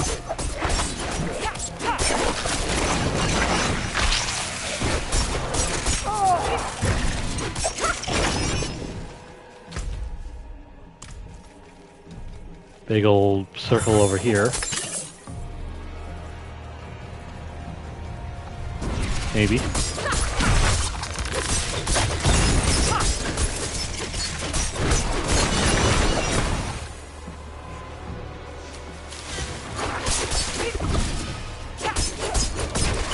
Yeah, who knows?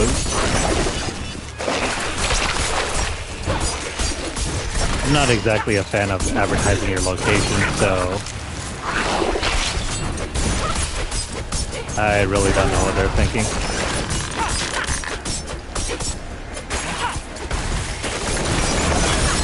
I mean, it's not exactly relevant information for anyone but yourself.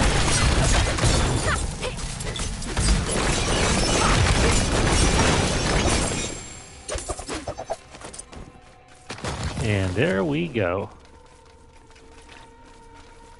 Alright, so we're tasked with destroying 2 more egg clusters, and I think that's it for this dungeon.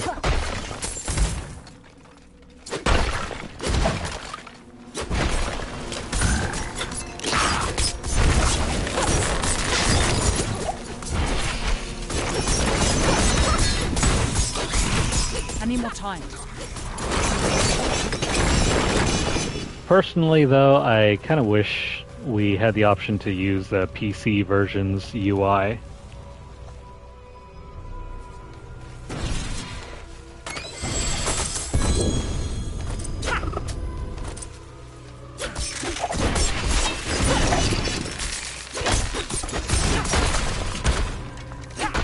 Yeah, I mean, you get that point as well.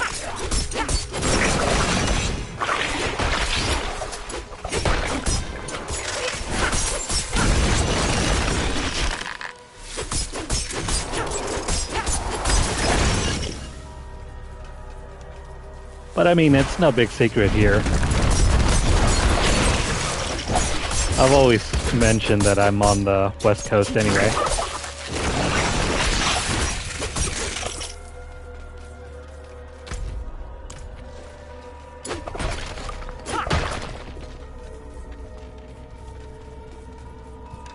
Okay, so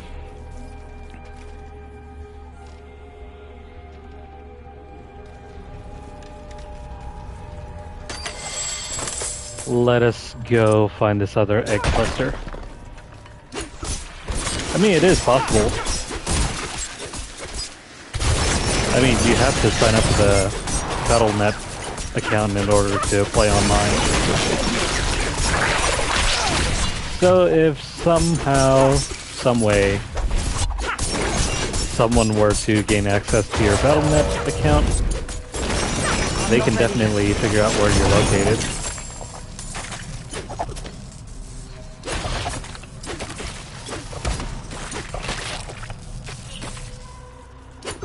Especially in regards to phishing scams, that is entirely possible.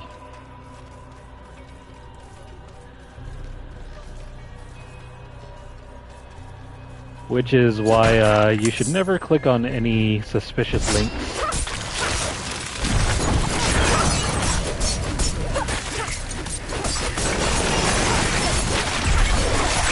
I'm not ready yet. Nice.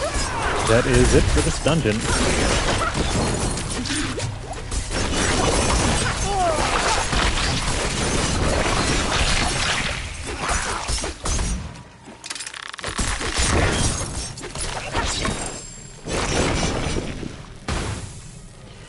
You know what, now that I think about it, this is the one time any live service game has ever,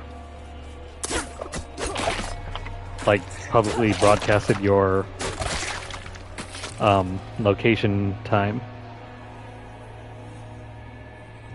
I don't think Destiny ever did that.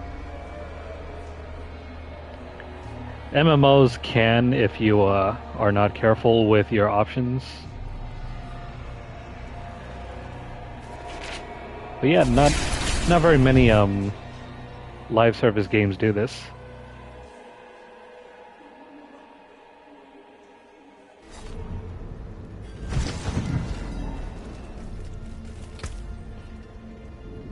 Okay, so that's another quest done.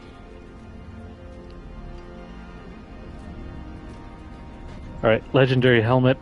Each chilled or frozen enemy you evade through grants you a barrier that absorbs 55 damage for 5 seconds. This would come in handy if we were using cold imbuement, but we don't have that on our weapon or our build. So this is trash. On the other hand, though, this synergizes pretty well with the affix. You get 1 free rank of cold imbuement. So definitely use it if you want.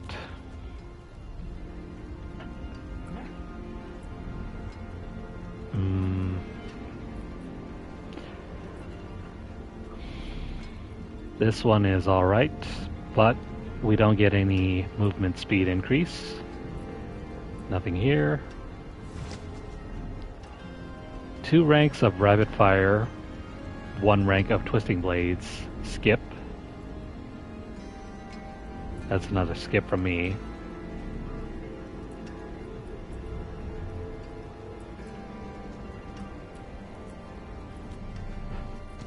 At this point, I'm mainly looking to use legendaries.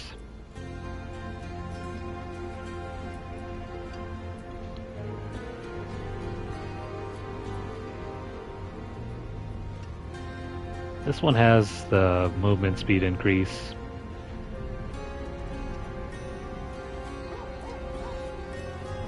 Now we'll trash everything. I'm not liking our rolls at the moment.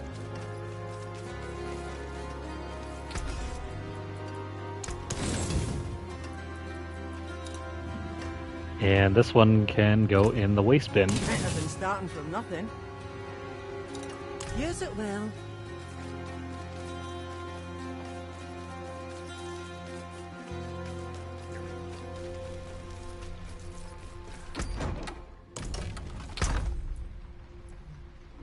Alrighty, let's deposit everything.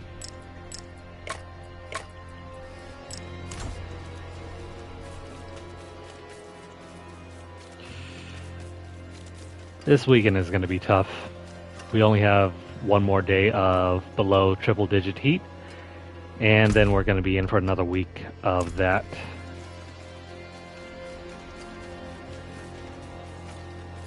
It is going to be painful.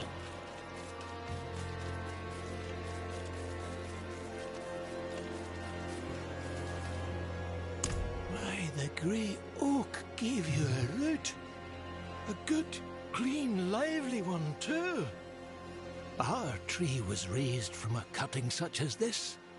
It'll graft nicely and refresh her for another age.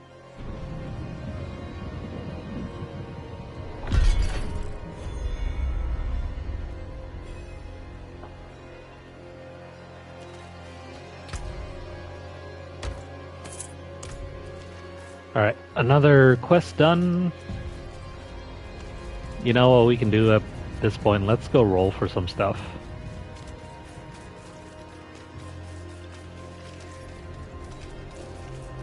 Where the heck is... Here we go.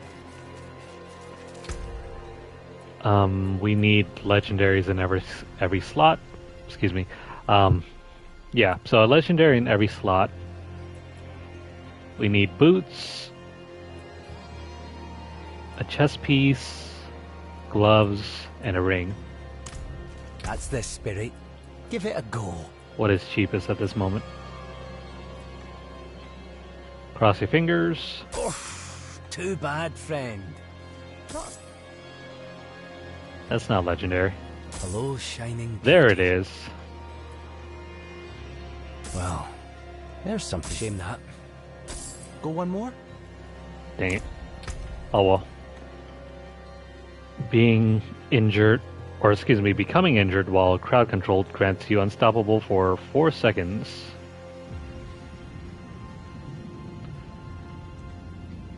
This doesn't really make much sense to me.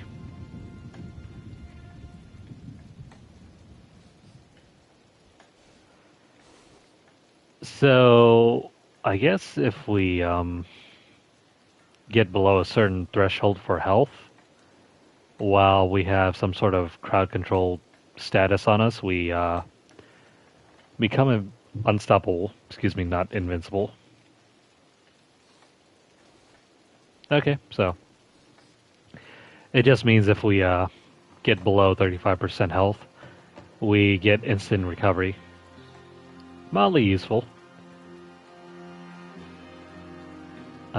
This will remove our movement speed increase. Yeah, you can feel it already. Our build feels slightly slower now.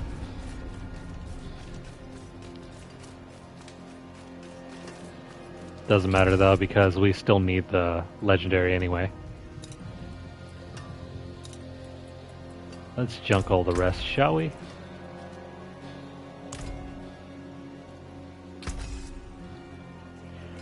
Yeah, I think it's a misnomer. Whoever was writing the definitions for status effects in this game probably couldn't come up with a better idea.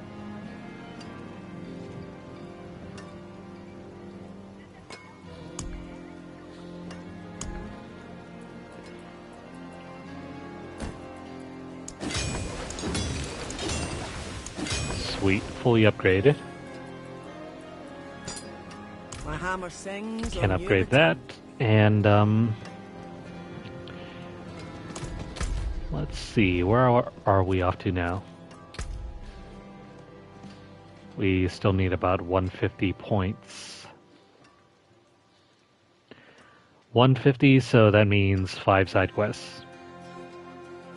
Cool. Let's have at it.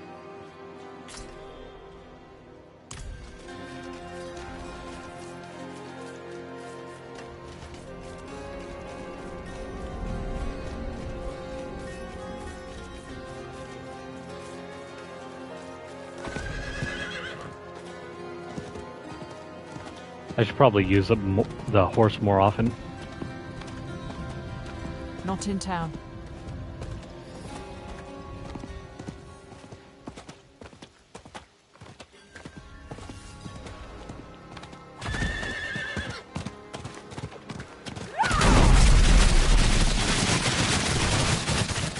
Oh, that's cool. I'm not ready yet.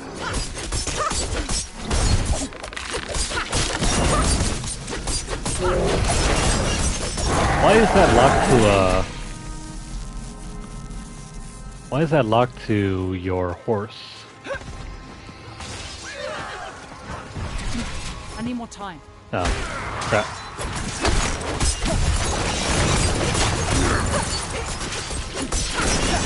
That really would have been a very cool ability to use, but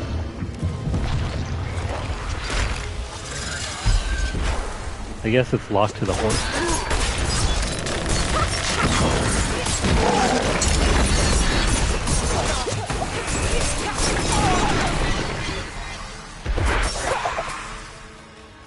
No way, this guy is nearly as strong as we are.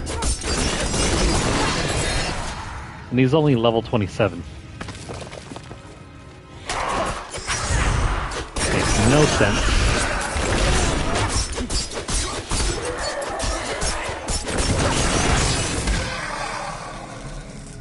He just about nearly one-shotted that enemy back there.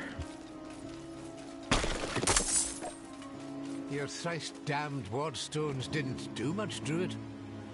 I told you. They must all be placed to be effective. Ah, bah, I haven't time for this. I have a farm to run, and this mess to clean up. They will work, Phelan. You must trust me.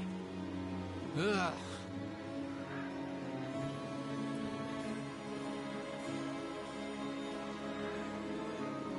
Ah, you spoke to Corey. Can't believe he even remembers he has a family. I had to throw the loafer out of the house months ago because he refused to work. Didn't hear a peep from him till now.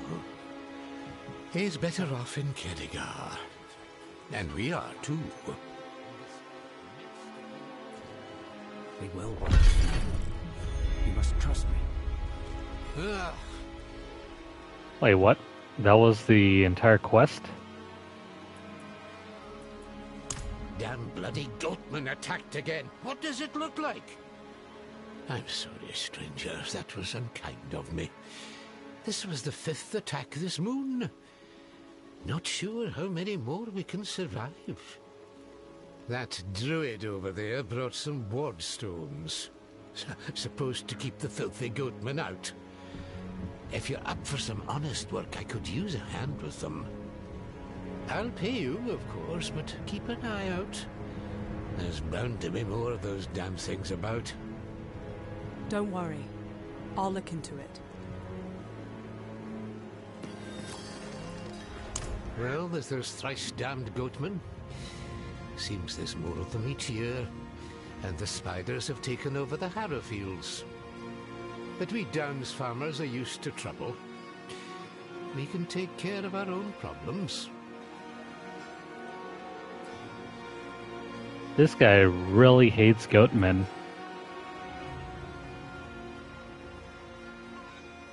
I wonder what's got his undies in a twist over them. I'm old enough to remember when there were druids here before. Then Astaroth came, and the druids abandoned us. We've had to manage without them for this long. Not saying druids are bad or anything, but I don't think we need some young whelp telling us how to run things. If I didn't know better, it sounds like he's plucked straight out of Skyrim.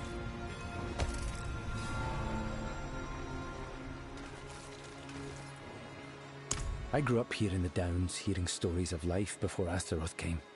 I left to study their ways, so I could bring those days back. The Downs has been without our protection and guidance for too long. I will change that. Things were bad when I left, but this is so much worse. The Khazra hadn't ventured down from the hills. There wasn't a werewolf problem. But there's something else. A shadow that lays over everything. The others won't talk to me about it yet, but keep your eyes and ears open, adventurer.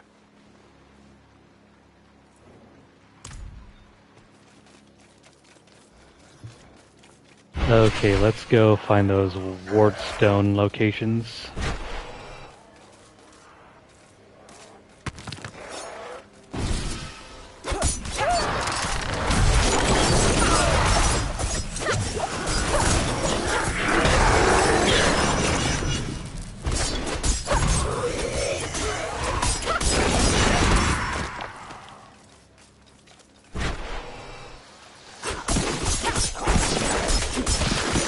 Ugh.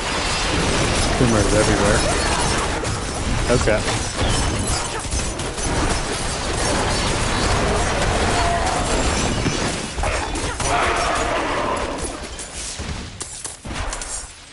I don't even know what happened there. Ah, crap. We missed out on a treasure goblin. You know what? We'll take our frustrations out on this guy.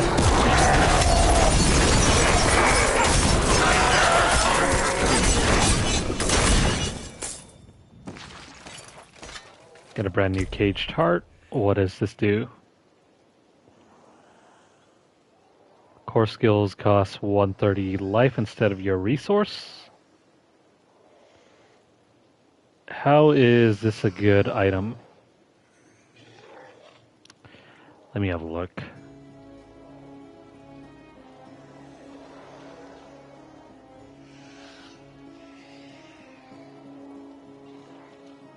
Do we use this or no?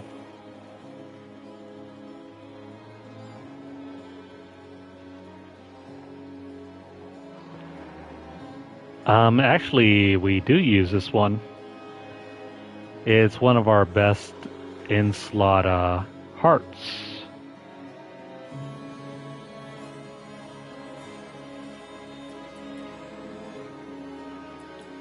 Okay, cool. That means we are not going to be using Oh man, this sucks.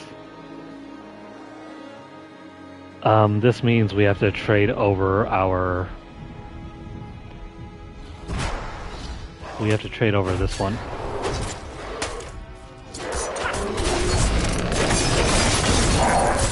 Crap. Did I do something wrong there? Ah, man. I didn't mean to use this.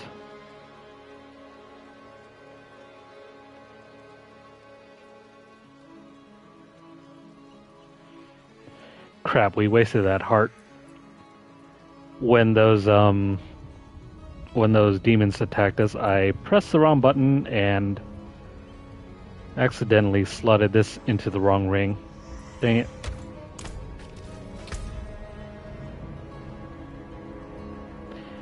I'll have to be on the lookout for this in the future, though. Shoot. That was a waste.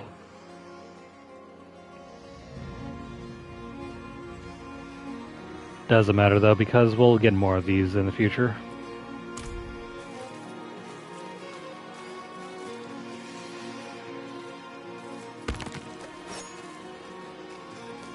So, Hearts of the Dark Dance are ones that we need for our build.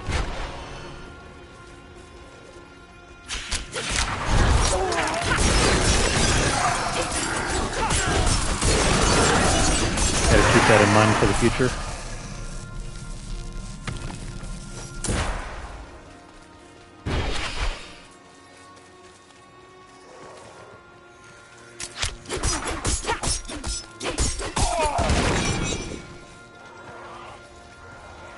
Alright, with all of those set in place, let's go back to Felon and claim our reward.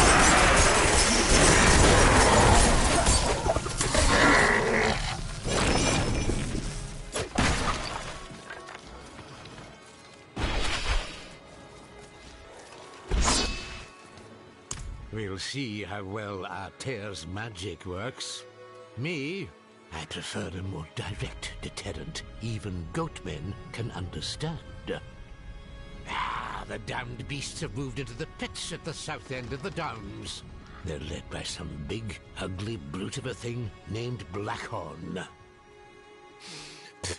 Mounting that bastard's head on a pole would teach them what happens to those that attack the Downs.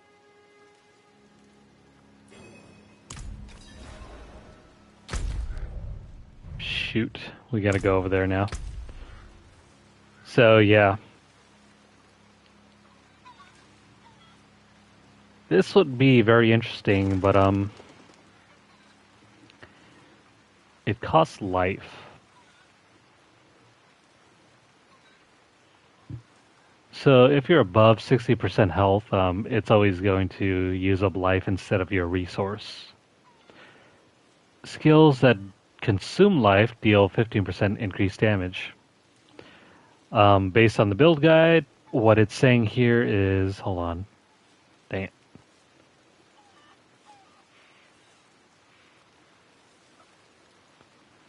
I need to pull up the guide again. So what it does for us is that it gives us free attacks every 5 seconds. And it helps with resource management. I don't know if I agree with that. Yeah, I don't know if I agree with that because once you fill up your inner sight gauge, you basically get free resource anyway. I think this is another way to keep up the assault with twisting blades. And it is best in slot, so you pretty much have to take that if you want the most DPS possible.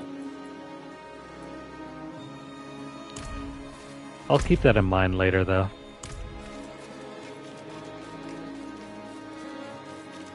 Maybe once we get up higher, we can put it into practice.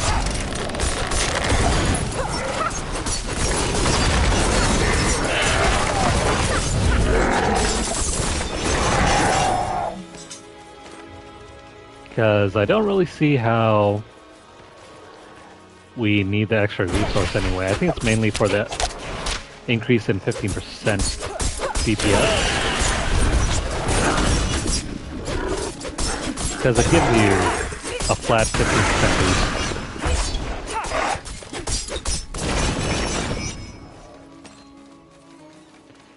And you don't really need any further investment other than just have it on.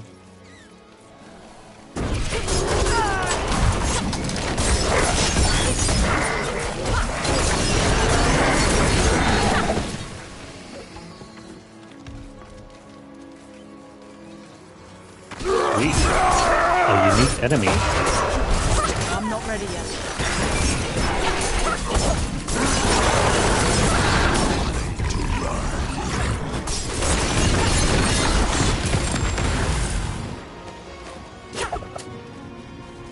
He was not very strong.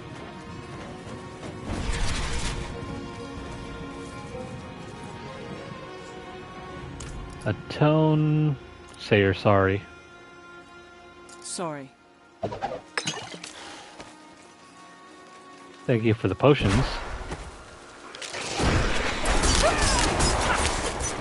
Alright, so while we're here, let's just grind through this. Get our levels up.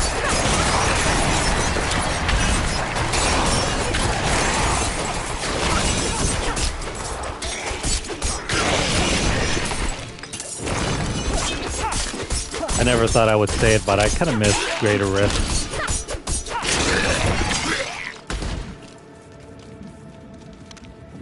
The more arcadey elements were easier to get back to than the live service grinding.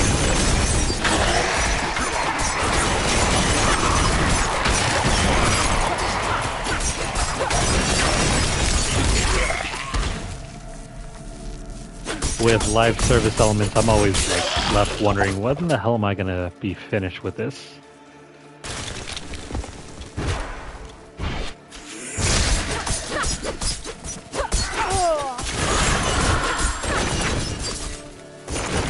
I grew up in the era of arcades, so just having leaderboards is fine for me. I don't mind that.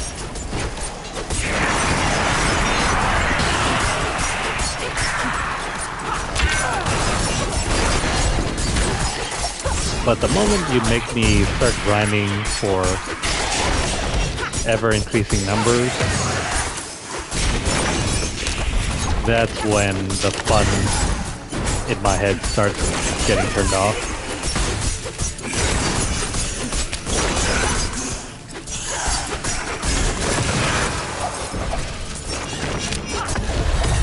Yeah, exactly. It was just so much easier to get lost in the killing in Diablo 3.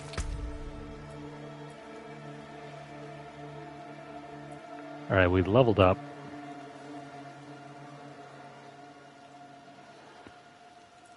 And I don't see anything worth replacing.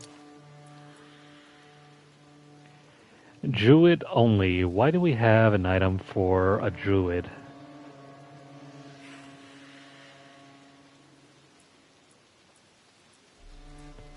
Not sure why that's in our set of drops, but I guess we'll take it.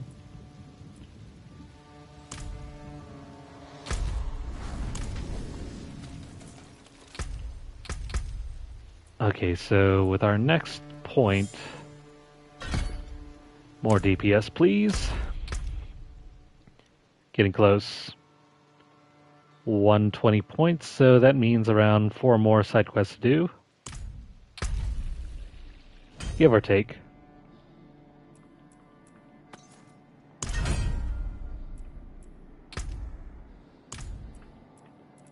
I also forgot about this.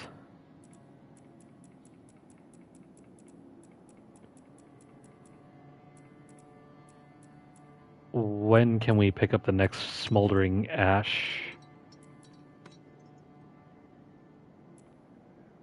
That's the first one. We've already gotten that one.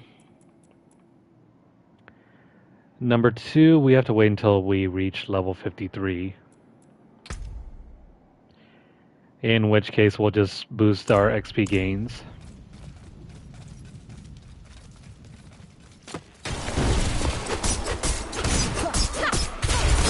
Oh, hey. How fun. The event respawns, so let's do this all over again.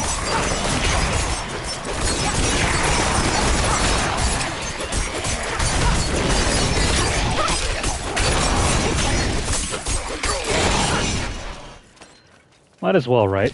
As long as we're here. It's not even that tough either. Free XP is still XP. So take advantage.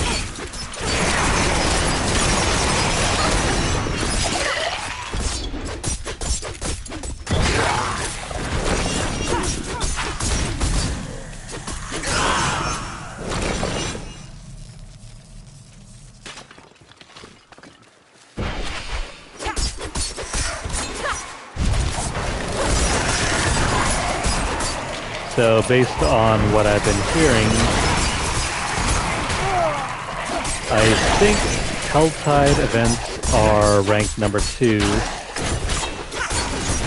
and Nightmare Dungeons are still number 1 if you're looking to grind out XP ASAP.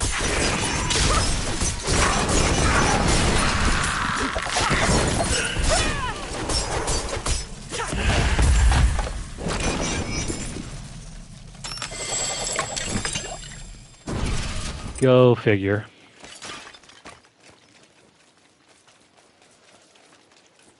I wonder if there'll ever be some sort of greater rift replacement for Diablo 4.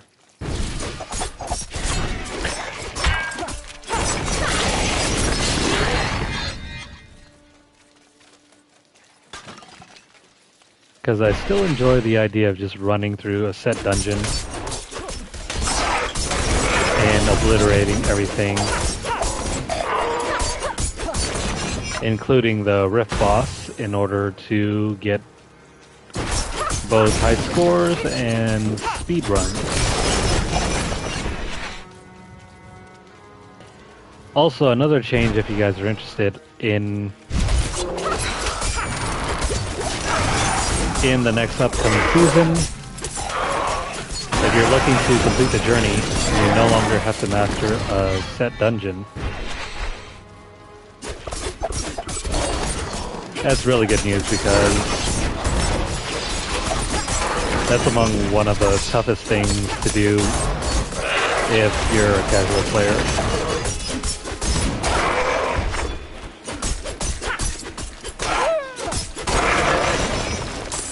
It also depends on which build you're running to.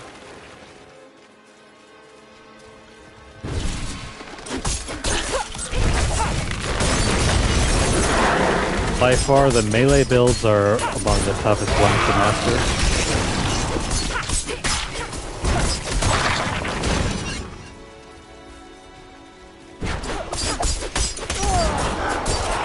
Unless you're playing the monk. The monk is not that bad. One more time.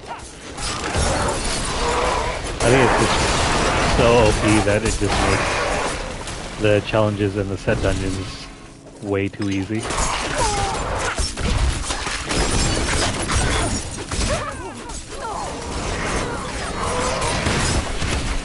I mean, after all, you do get a button that guarantees you invincibility.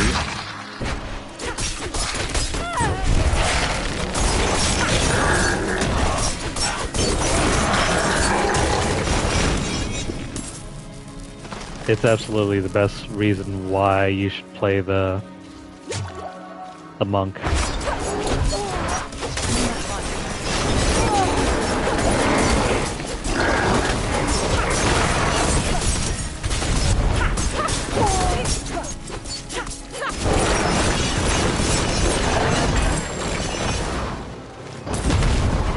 Oh crap. You know, that's exactly how we lost our first character. Our first hardcore character, I mean. Because I wasn't paying attention when one of those elite enemies died, and they popped off with a death spell and killed us. Always pay attention when you're killing enemies like that.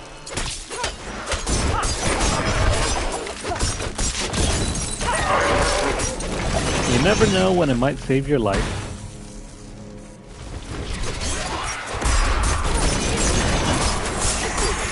Alright, let's make our way back to Felon and then we'll complete this quest.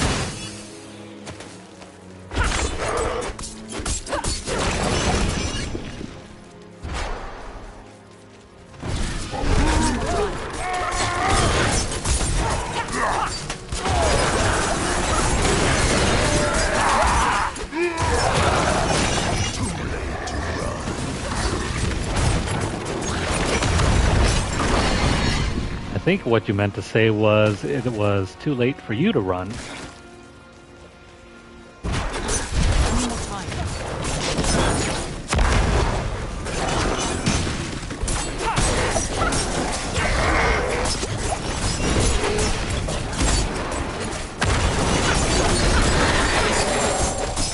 Yeah, it's pretty gnarly.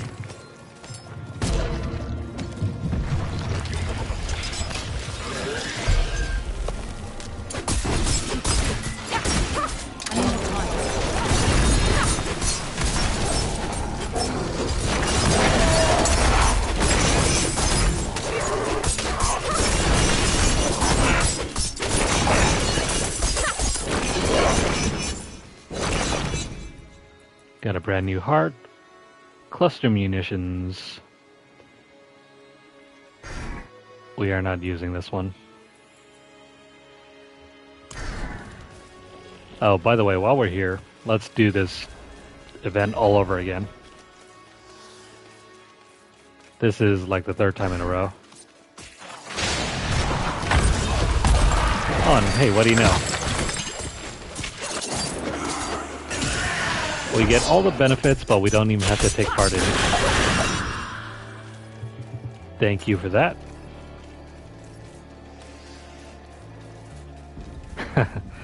I'm such a scumbag. I just ran in, picked up the treasure, and ran back out. Meanwhile, that poor guy had to do all the work.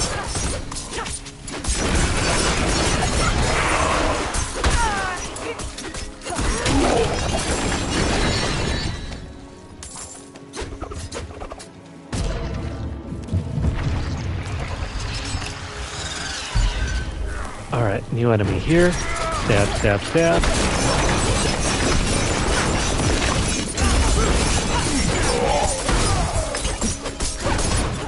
Oh crap, forget about that.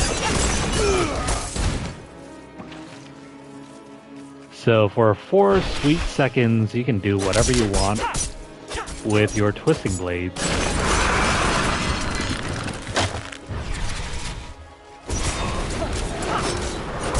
That sounds reasonable.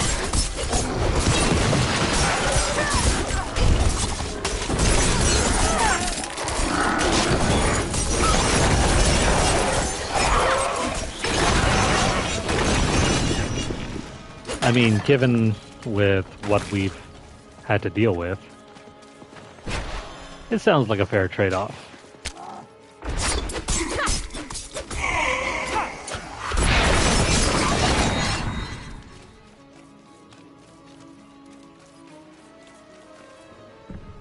Well, you don't disappoint.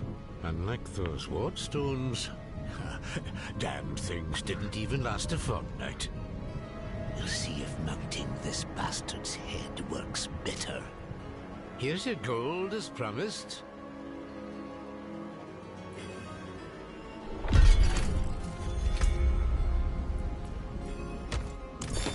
Okay, we're out of room in our inventory. Let's head back.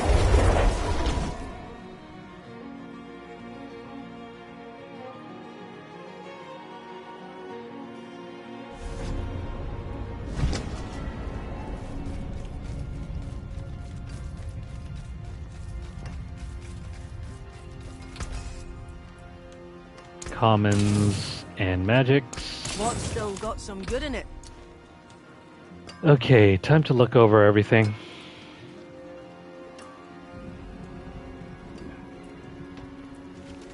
It's not exactly very helpful. plus 2 DPS.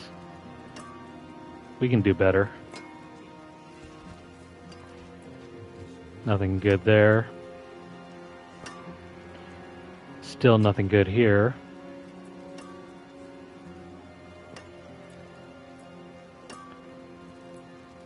Gonna avoid taking any new boots. Rings are no good.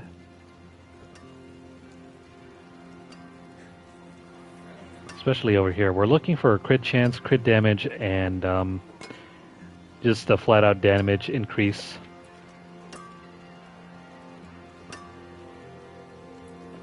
Nope, nothing.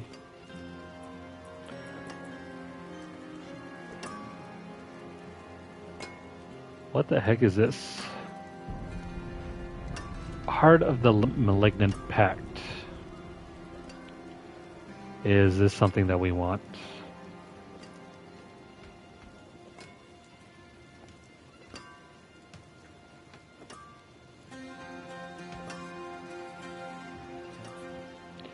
Give me a sec here. I'm trying to pull up the build guide.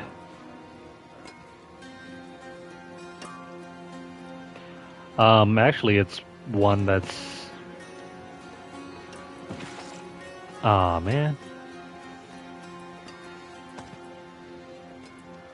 Never mind, I guess we can use it. Not unless we switch out for something new here.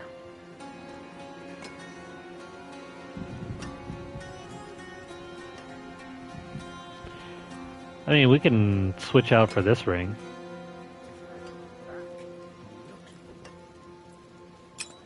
Let's do that, because then we can slot this into... The heck? Hang on. Let's unequip, and then... Oh, there we go. That's how we put it in.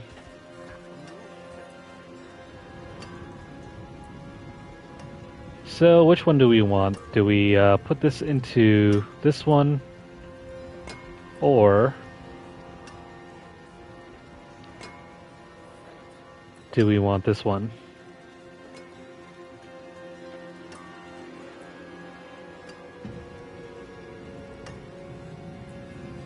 That crit chance might come in handy, but I don't think it's as good as the physical damage increase.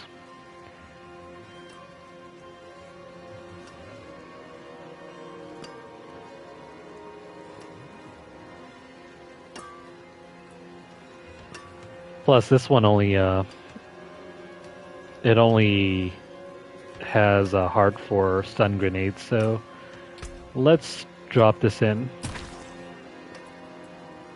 Can't do that. The heck? So how come we're not able to equip it? Can't do that.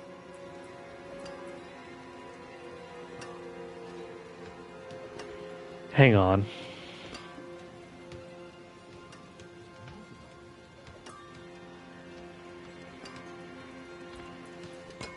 It seems like we should be able to use it.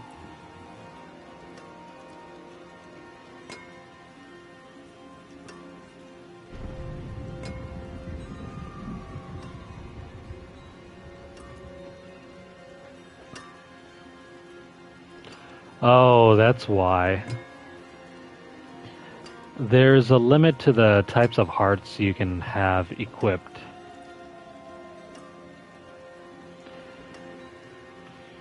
So you can have one of each. You can have well,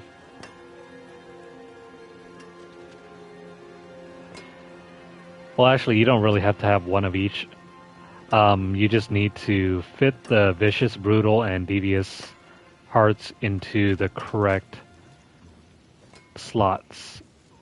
So you could have like two items, like say for example if you have two of these pink ring drops, you could have those equipped, but you cannot have more than one wrathful heart slotted in, and that's what happened here.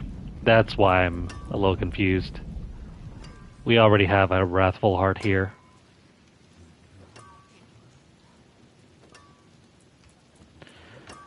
So crap. We ended up using it for nothing.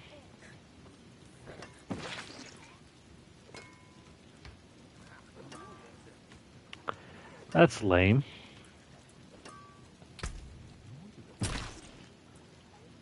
I'll have to keep that in mind for future use because that was very much unexpected.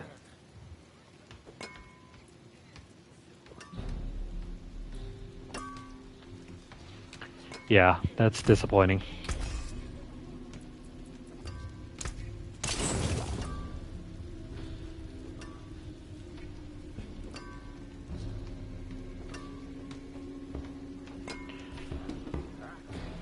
So Wrathful Hearts can be placed into any socket. You don't really need to color match it. Like say for example these ones. The blue one can only be fitted into the blue ring. Same thing with the purple one. Okay, so we'll keep that in mind next time.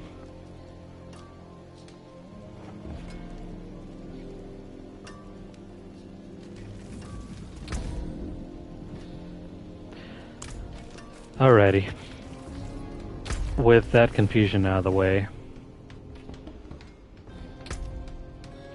how are we doing? We need about 70 more points. Maybe 2.5 side quests that we need to complete. What's going on over here? A Legion event.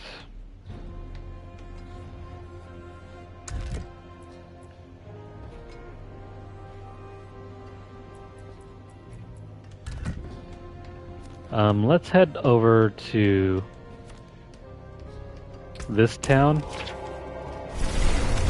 We'll pick up a couple of side quests over here, and once we finish those, I think it's safe to say we'll call it a night.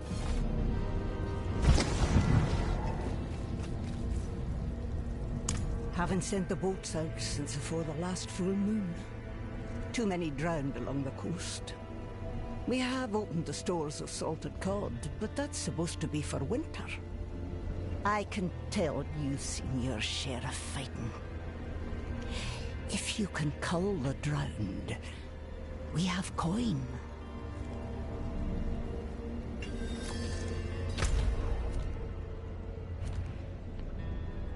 Nothing like being a bounty hunter for hire.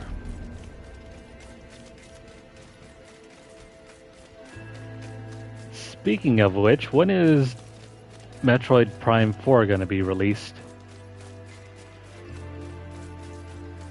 I swear we haven't heard news on that in a long time. It shadowed the length of Kerrigar. Now when it turned too bold, Benin pulled us alongside the beast, and I rushed in to give it the spear. Realized too late, I only had my flask in hand. You should have seen Benin's face. Benin always had my back, though, you know? Whale or otherwise.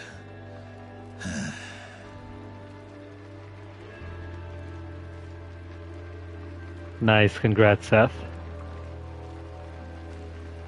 That's quite the achievement, stocking up damn near 1,000 water orbs.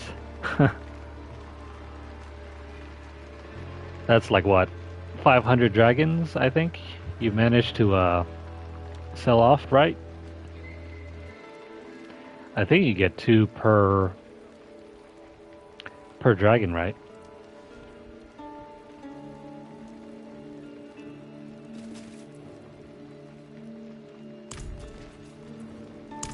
It was my best mate. Took to the sea a fortnight ago and hasn't returned. I heard his vessel met the rocks beyond Stormbreak Cove. Tore it to pieces. I'd give the coast a look myself, but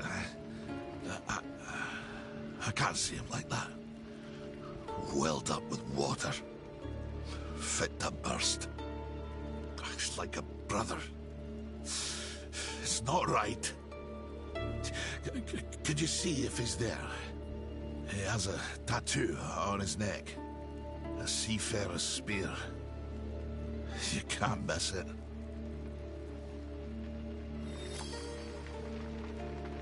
Okay, never mind. That is about 1,000 monsters. No, I could never be one. I can't stand the smell of fish. It will linger on you for days. Tough and honest folk. But the fishermen, they will occasionally try and spin rubbish tales about sea monsters. Come to think of it, there aren't any sea monsters in this game. Not likely. The world could end, and this place would stay the same. I mean, you have monsters by the sea, but you don't exactly have sea serpents, giant octopus.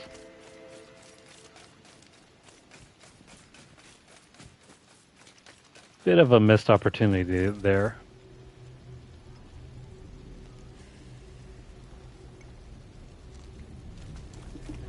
I see. So why exactly octopus instead of, say, dragons? Where do you suppose they come from? The drowned, I mean.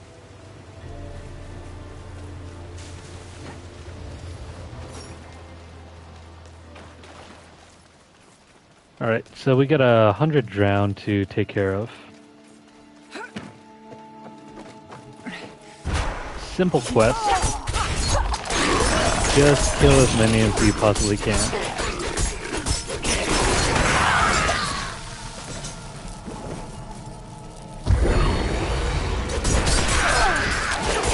Alright. What? I completely forgot what the octopus meat does. Feel free to refresh my memory.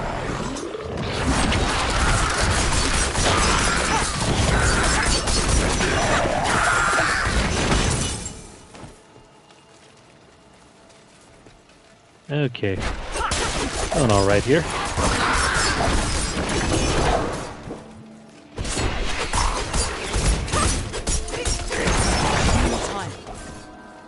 Oh, intelligence of mind.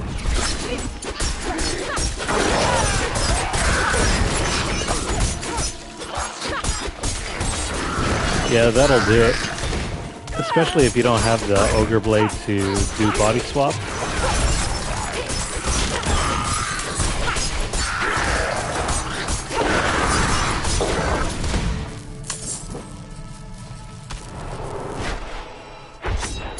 Man, there are a lot of enemies around here. I'm not ready yet.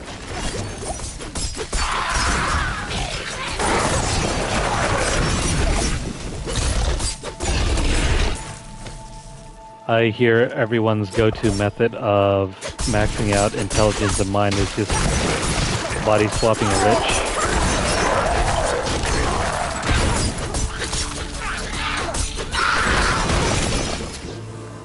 Of course.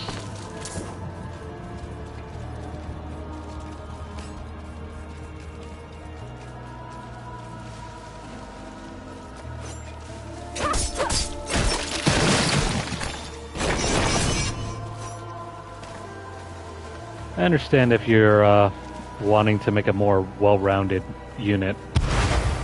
You still have to farm out other stuff besides just that. Plus, you can't do it for your main units anyway, like Denim.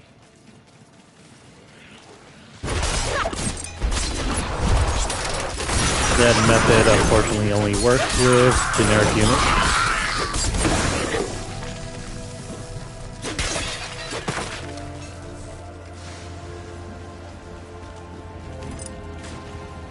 Which, in some cases, probably isn't going to be an issue.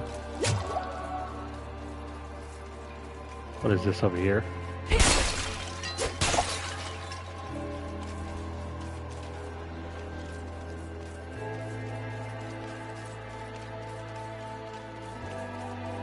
Oh yeah, that sounds interesting.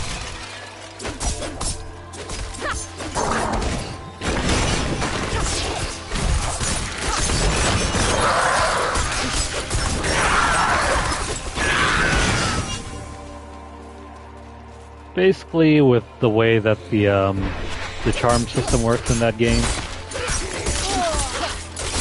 you could have essentially any character. You can have any character become OP. It just depends whether you want a unique enemy, or I mean, not enemy, a unique unit to be super OP.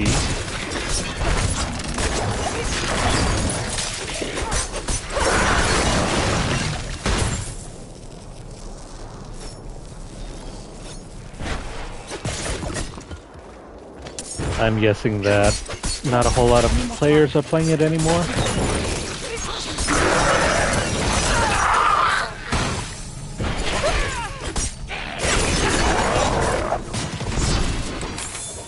Alright, we're done here.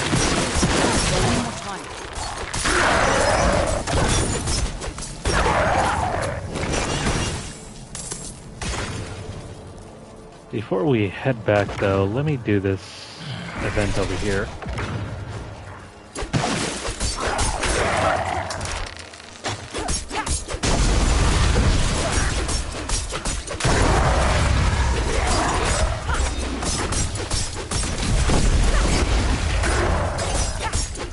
The altar is making this super easy to complete.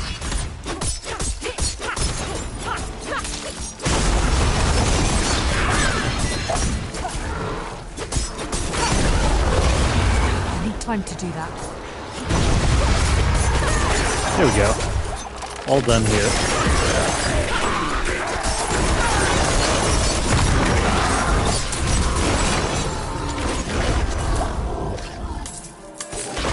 Nicely done.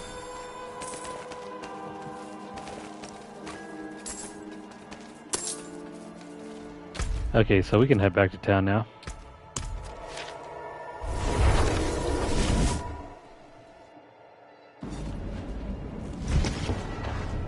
I guess everybody's moving on to other games now. It has been nearly a year since the game's been released. I'll tell the boys we can get back to work. And we've been restless, being on land this long.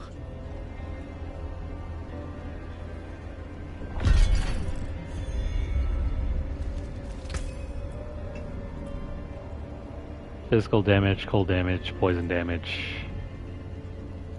Useful, but not necessary for us. I don't see anything good there. Nope.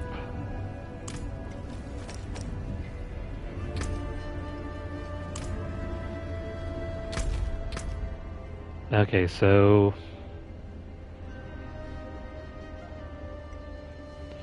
if we can luck out and find an altar and do another side quest, we are done here for tonight.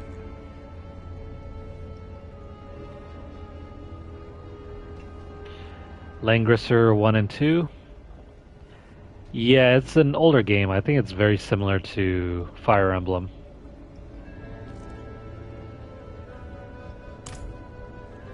I've never played it personally.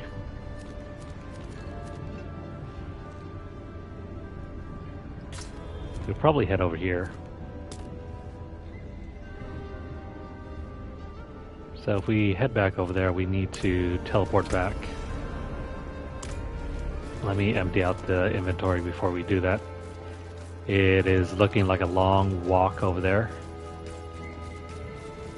I can't do that here. See some steel you need?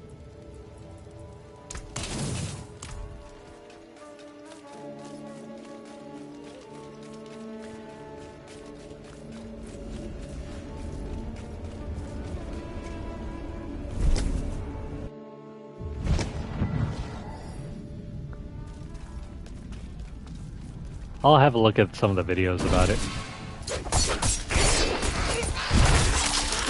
I think I got it like way back when, but I just never bothered to play it.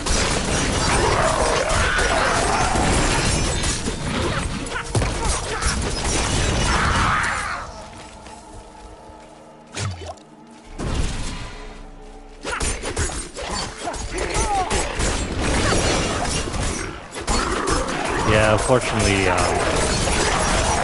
because it's an exclusive, you will definitely need a Switch to play any Fire Emblem games.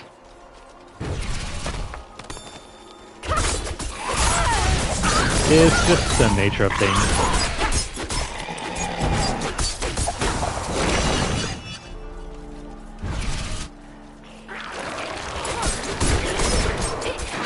I kind of wish I still had my old Game Boy. If I had never lost that Game Boy when I was a kid back then. Because after I lost my Game Boy when I was younger, I ended up selling all of my Game Boy games. Because there was no way I was going to get replaced. I regret that.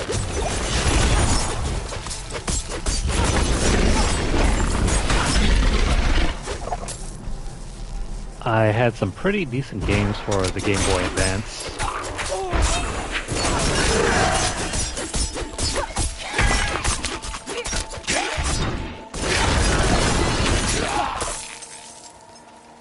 Oh yeah, that game has some very good ratings.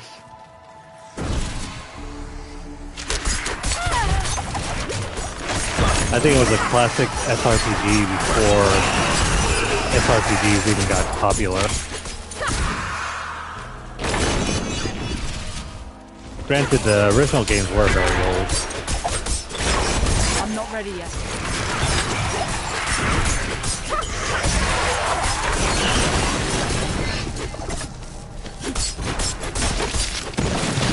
Someone there?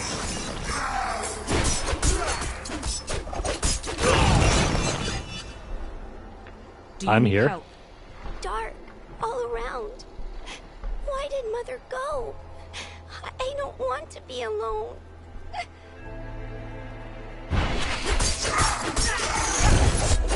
Oh, that's because the original Ogre Battle games weren't really SRPGs, they were RTS games. You know, RTS like as in... Oh... What is there? Kind of like StarCraft and Warcraft.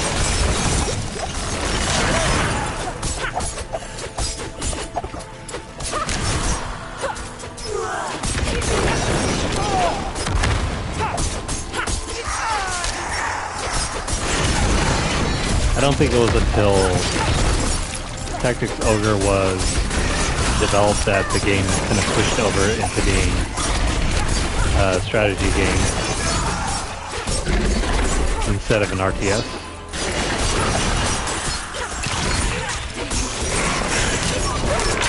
I need more time.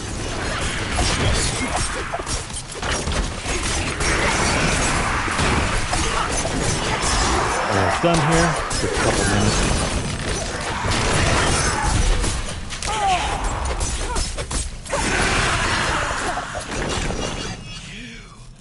Left me alone.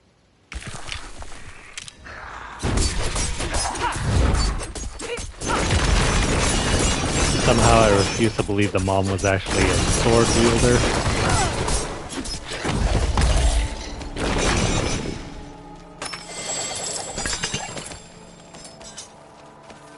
Alrighty. Let's grab our treasures here and get moving.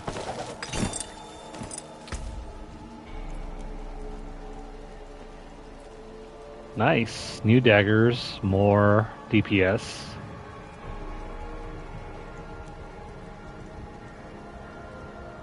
If we could re-roll this one, I think we could make this one work.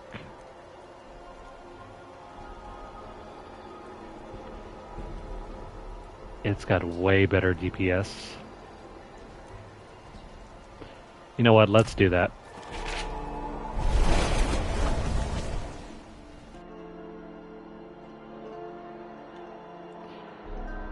Yeah, so Ogre Battle for SNES, that's a really weird one. I mean, you still have Canopus in there. Lancelot is still in there.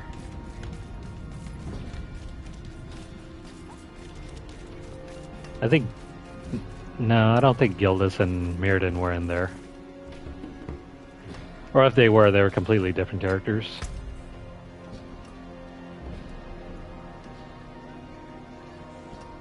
Hmm.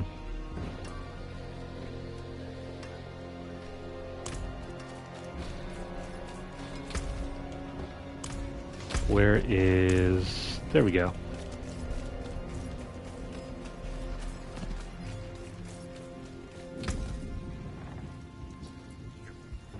This may or may not be worth it.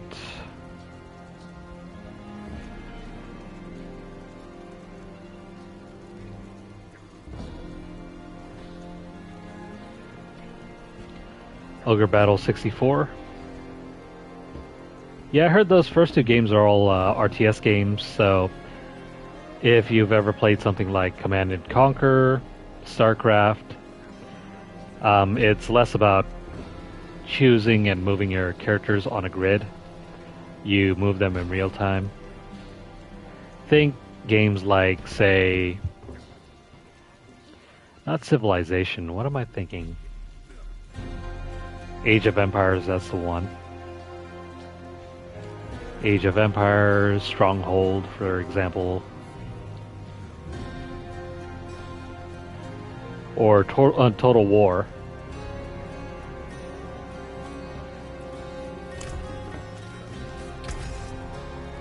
Yeah, I think Knight of Lotus is the only one that's an SRPG.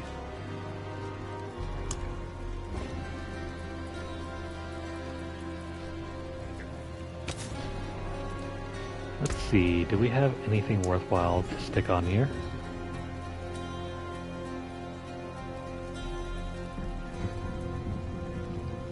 Every third cast of puncture is poison imbued.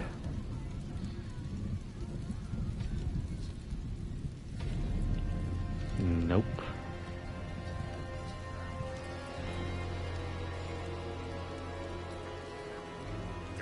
Okay, so my magics await your return. I think what we'll do is let's go ahead and break down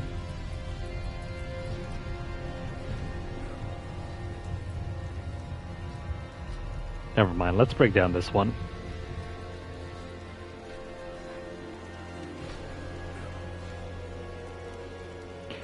Actually, no, never mind. I changed my mind. This one actually has some of the best affixes for a dagger, whereas this one we can do without.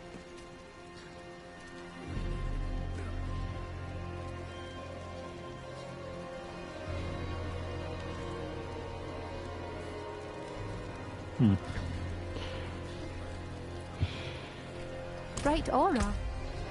Brighter soul. I'm thinking at this point.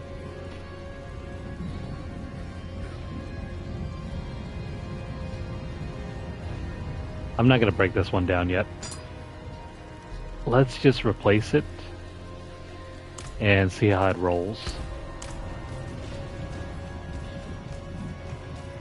We'll decide whether it's a good fit or not later. There is power in these stones. Let me upgrade this ring here. Not enough there. Well done.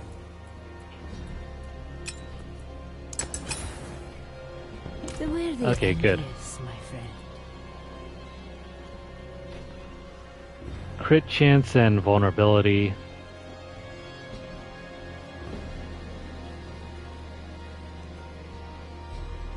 No, we're not going to take this. Even though that extra vulnerable damage is quite nice, we don't get access to our other Malignant Heart if we take this one. So that is off limits.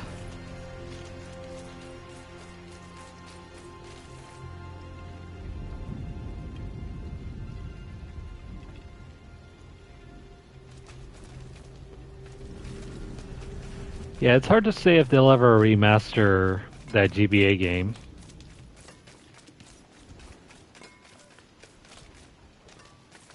I mean, at this point, they're supposed to be remastering Final Fantasy Tactics. Better than starting from nothing. My hammer sings on your return. So I think Knight of Lotus would probably further. It would probably be further on the priority list if Final Fantasy Tactics were to be remade first.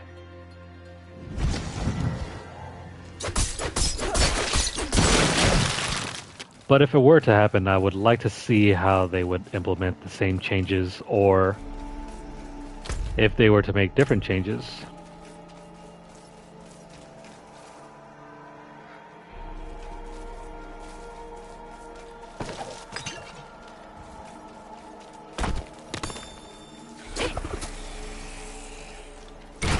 It's very much the same as Tactics Ogre. It's a little bit more casual, I think, but it's not terrible. It's more streamlined though. There's less frustration in Final Fantasy Tactics than there is in Tactics Ogre.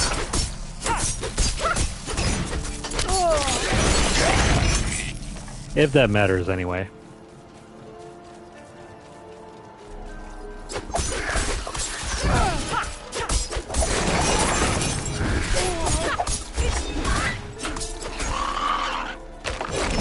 Personally, I prefer Final Fantasy Tactics more. It's much less frustrating to play, and there is far more build variety.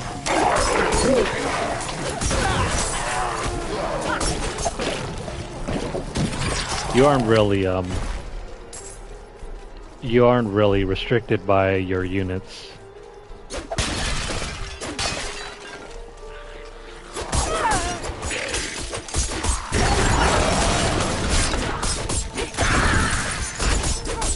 I mean, there is some defense and magical defense, but it's far less equipment dependent.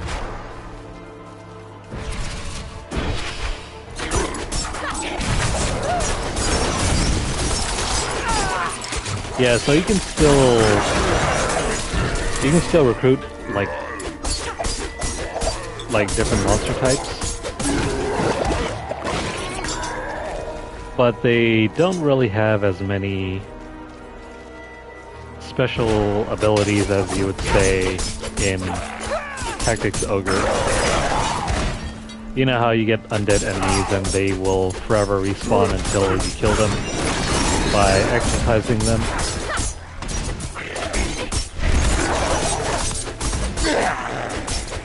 I mean, there's that option too. But you can't say take another unit and make them undead. Just need to wait out the tide. The sea can keep the damned ship. Our ship kissed the rock of eternal watch with its bare arse. Scattered us across the rock, blood and wood everywhere. I managed to get Gil up the beach here. No telling what happened to the rest.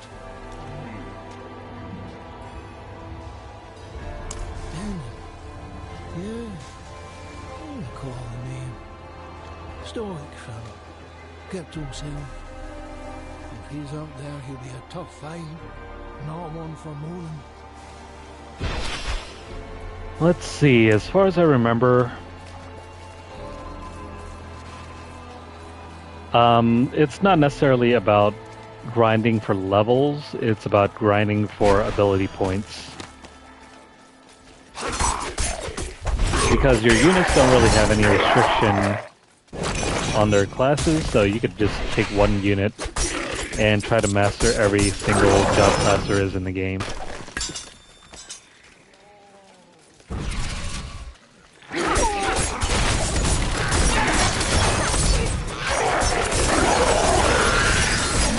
So basically you can have like, you know how Denham's the only character that can turn into a lord and equip everybody's skills?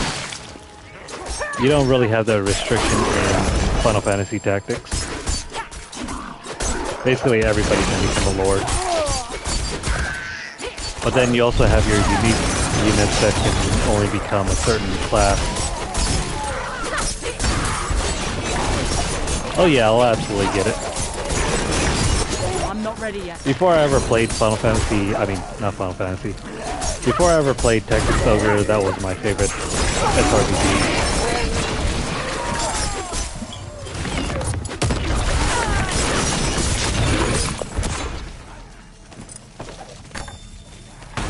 I need more time. The story is really interesting for the first couple of chapters.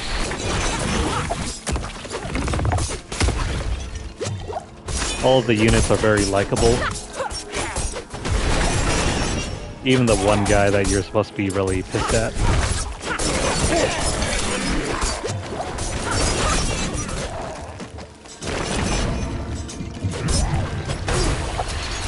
Think of it as a more casual version of Tactics Ogre.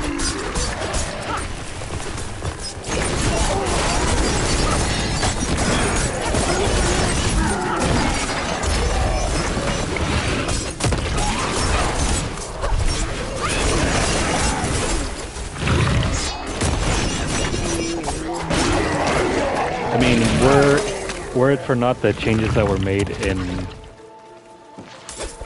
say, Reborn, I think Tactics Ogre would be far more grueling to play through for a newbie.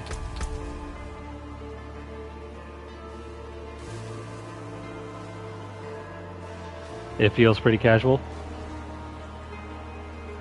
I mean, for someone who's new to playing it, it is definitely daunting, even for someone like me. Because in Final Fantasy Tactics, you didn't really have like a 100 floor grind to get through. Most dungeons in Final Fantasy Tactics can be done in like maybe 5 to 6 battles. I think only one of them, the Midlight's Deep dungeon, actually takes more than 10 battles.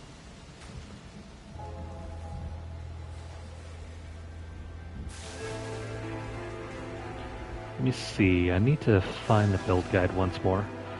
What next do we have to put on?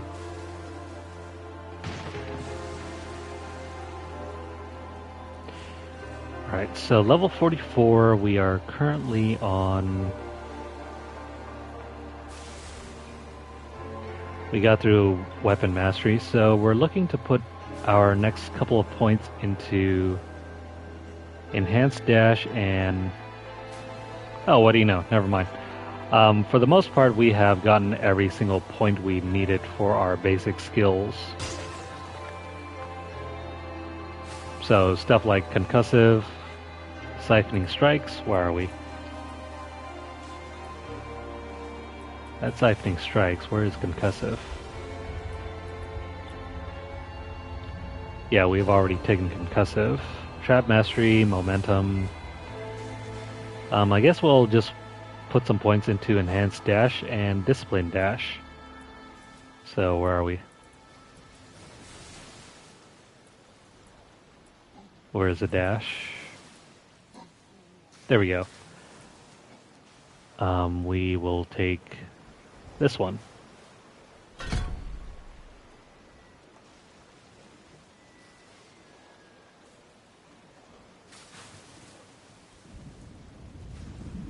Okay, so yeah, Final Fantasy Tactics has some battles that have some pretty huge difficulty spikes, especially if you're unprepared. There are 2 battles I can think of that are very difficult if you do not have the proper strategies.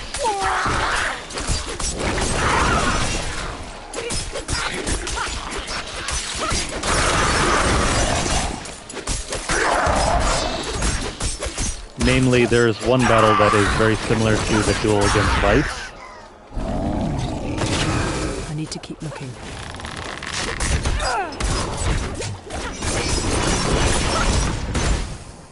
But if you are prepared and you know what you're doing, that battle becomes a cakewalk, just as the one with Vice.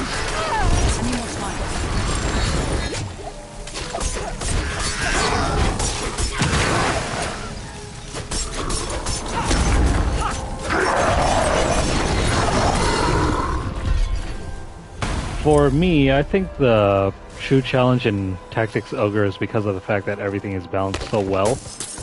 It never feels like you're playing with a true advantage, whereas with Final Fantasy Tactics, things are not that balanced.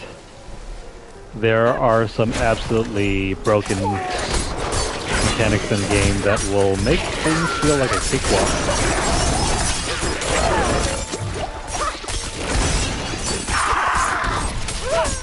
Especially the ability to increase your own speed, the ability to increase your own bravery, which is another way to increase your overall physical damage. Fergus, I send this letter from a far shore you will never see. Little makes me happier now.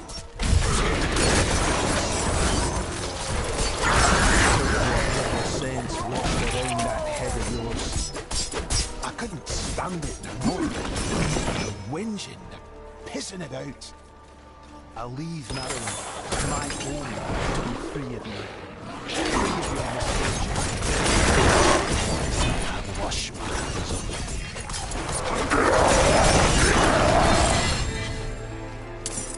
it. Okay, so where the heck is Brennan or Benin?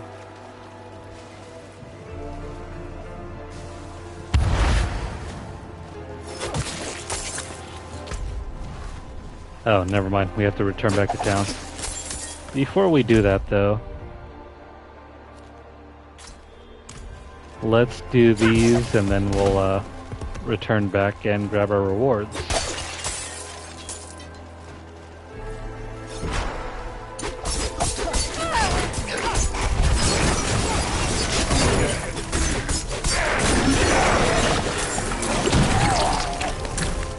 So yeah. As I was saying earlier about Tactics Ogre, yeah, so for the most part, a lot of things in the game are balanced very well against each other. You'd never really have anything that really outclasses anything else, except for perhaps,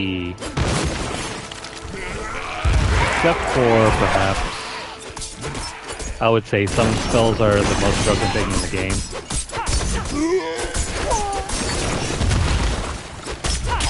If not for that, though, I don't think it's that bad. And because nothing is truly unbalanced, it makes the game just that much more difficult. But on the flip side, at least you don't get any of the extremely difficult maps like you do in Tactics Ogre, where height advantage is king on the fort maps. I'm not ready yet.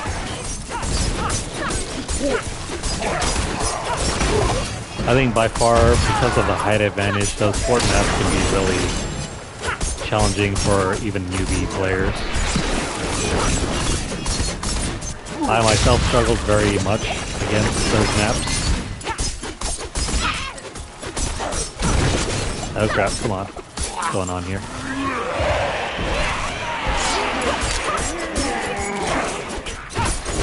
We got one more forward. Where is everyone?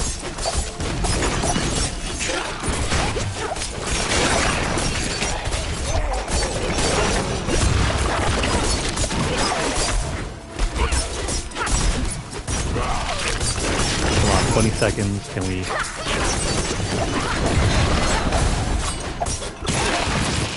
There we go. Got it.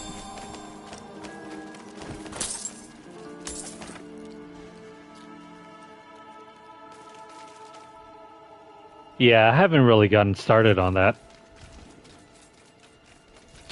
Like, I've only gotten through one playthrough, and then we're still working on the chaotic route.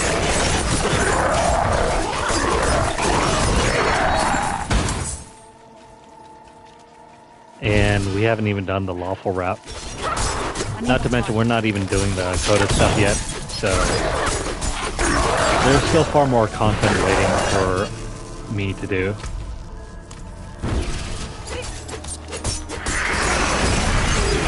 That reminds me of, that's another thing, length. Final Fantasy Tactics takes way less to play through than Tactics Ogre. You don't have the Palace of the Dead where it's that whole huge 100 floor grind. You also don't have the San Rosa Ruins, but that was more like DLC though.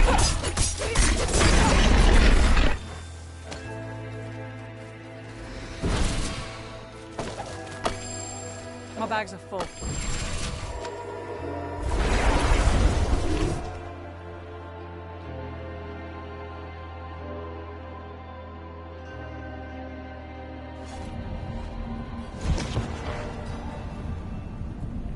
I mean, the length it would take for you to complete, like, one playthrough of Final Fantasy Tactics,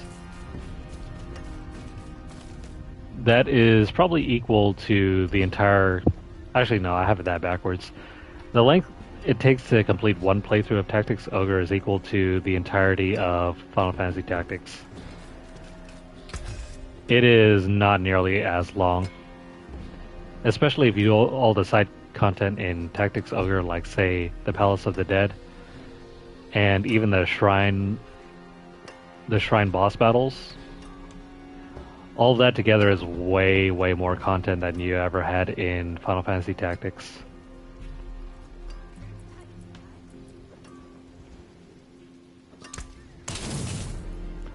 I wouldn't say you run out of things to do fast. The focus is not really on the side battles and all of that, it's more on the story content. Whereas in Tactics Ogre, the main emphasis is, I think, placed on the side content rather than the actual story.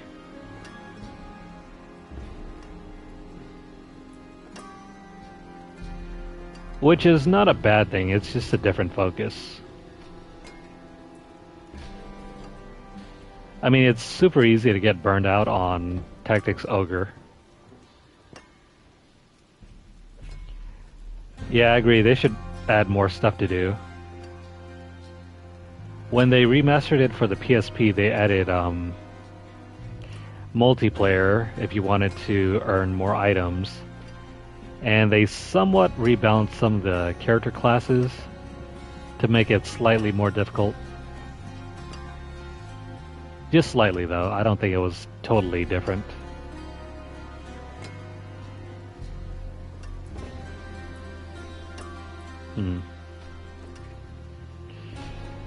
Gotta say, we don't have anything good at the moment.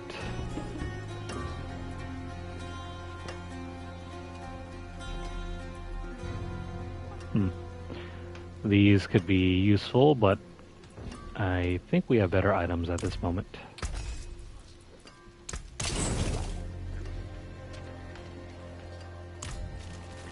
Hell Seal is too short.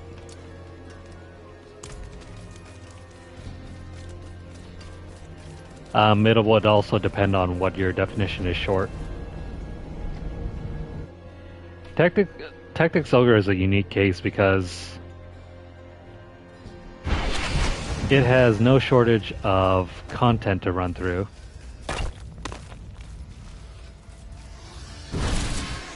And that's also because it's been bolstered with DLC through the PSP release. I think had it stayed with the same content that it was released in the SNES and PS1 version, it would probably be near comparable to Final Fantasy Tactics, just not the Palace of the Dead stuff.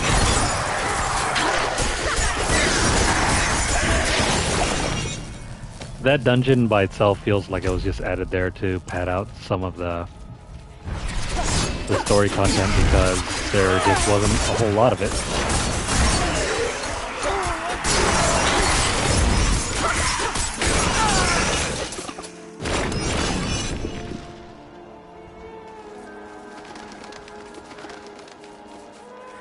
Yeah, there is that issue.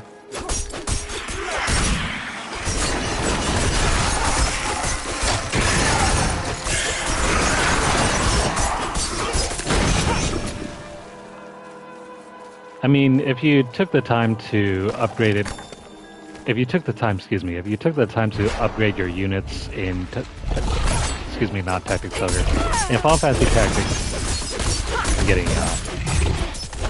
getting confusing thoughts here, but yeah. So in TO.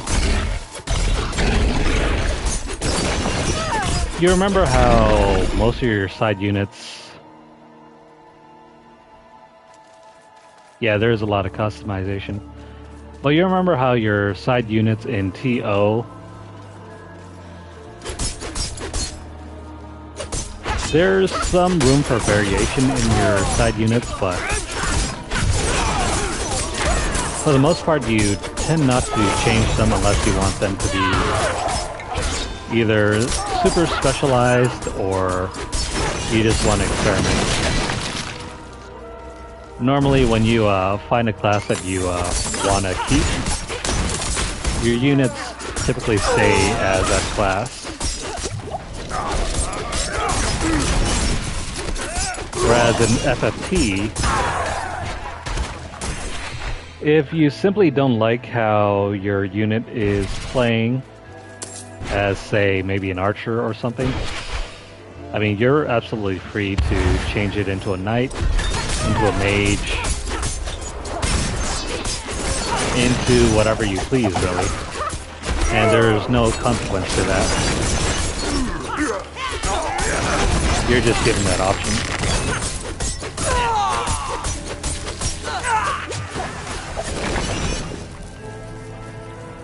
Whereas if I want my my warrior to be good as a mage, it's not going to be good at all unless I slot in a few points here and there through stat cards, or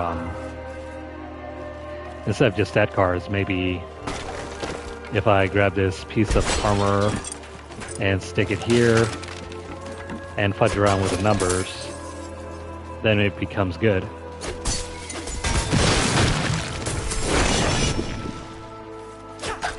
So FFT is a little bit more flexible that way.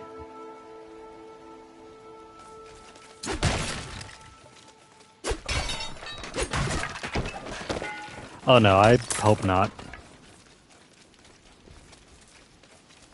Part of what made FFT so fun was that you had a lot of flexibility.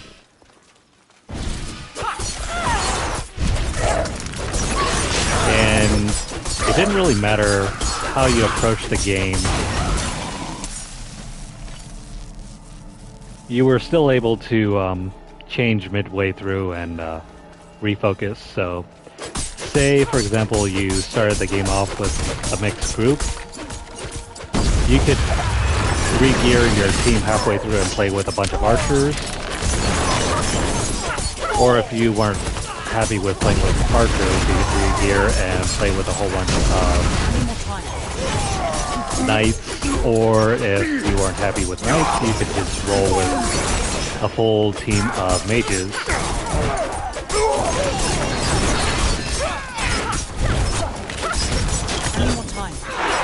In that way, it made the game a lot more fun because you didn't really have to grind to get the most out of your team.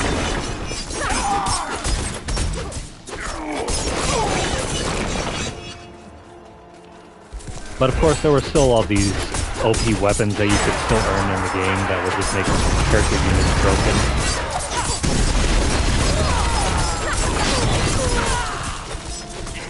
There wasn't really much of a level cap. The level cap was at 100 or 99, I think. I need more time. But then the individual level cap for your units class was about 8, I think. Not to mention it took thousands of job points in order to master everything.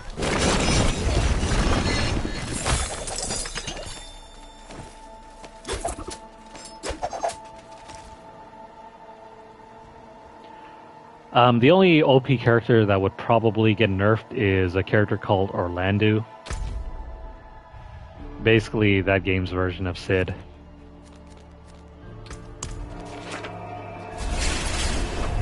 You remember how there's a Sid in Final Fantasy 16? Well, there's a Sid in Final Fantasy Tactics, and he is the most broken character ever.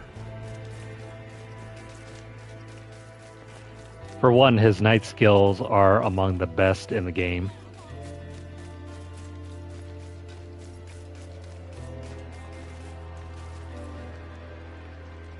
Misfortune? Me? Saltier than the sea, that bastard. Better off without him, I am. Find my way alone. Prove him wrong. Another pint, Fergus? Huh? No. I've had my fill. Alright, so a few examples I can give you of why Sid is so broken in that game. Yeah, usually Sid is an NPC, but Sid in FFT is a playable character. He is recruitable, and he is the most broken character in the game. Some examples I can think of right off the top of my head. He has access to this one other knight's set of abilities that can allow you to destroy equipment on enemy units. He can drain HP, he can drain MP.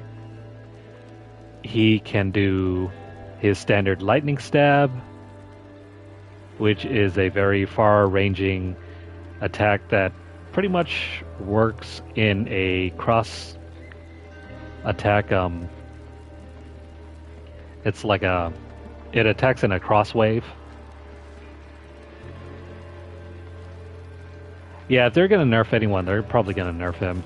But he comes so far late in the game that honestly, it doesn't really matter. Like, there's like 4 chapters in the game. You don't get them until like maybe chapter 3, 4-ish. It's pretty late.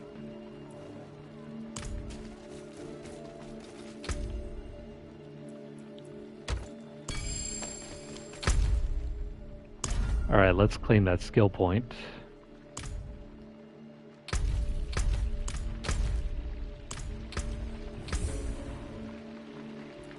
Alright, so what other dash do we have here that we need to take?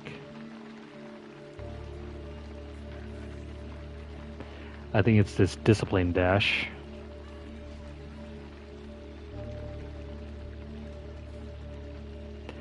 If you have the chance, I would definitely recommend you search up why TG Sid is still broken.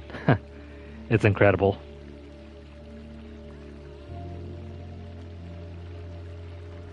Okay, so let us see here. Need to figure out which other ability we're supposed to be taking, and I kind of screwed up by clicking away from my build guide.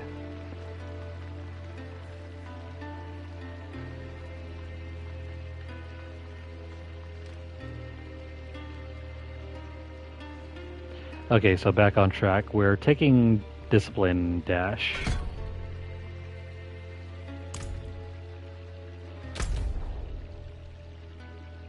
Okay, so that helps. Alright, it is about 2 a.m. Monsters look so useless. They're not completely useless. You still have to, for some of the items in that game, if you are looking to get the best items, you have to do essentially nearly the same thing in TO, where you know how you auction off enemy units to get special items, or yeah, special items in TO. In FFT, instead of auctioning them off, you have to use a special monster hunter ability. It lets you claim their materials, and then you unlock even better items whenever you kill them. But if you're looking to run monster units in your team, chocobos are very handy for letting you move around the map. I think the black chocobo allows you to fly. The red chocobo is very strong. Also, you can recruit like a robot in that game. It's it's incredibly funny. It has these huge lasers. Though, if you plan to use it, be very careful.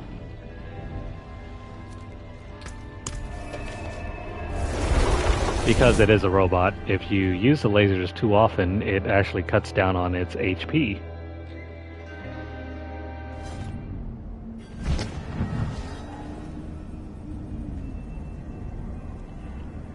Yeah, monsters are not nearly as useful because they're not as broken as the other characters. Yeah, Cloud is in the game. He's meant to be sort of like a guest character. He's not completely broken though. It is done. What do we want here? Maybe the chess piece. Different, this one. Oh man. I thought we were gonna get some legendary, but this is a lame drop.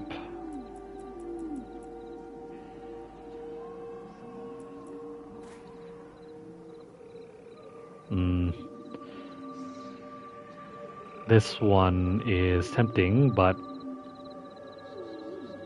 that range weapon increase is not good for this build. Okay, so let's go back to Kiovashad and we will clean up for tonight.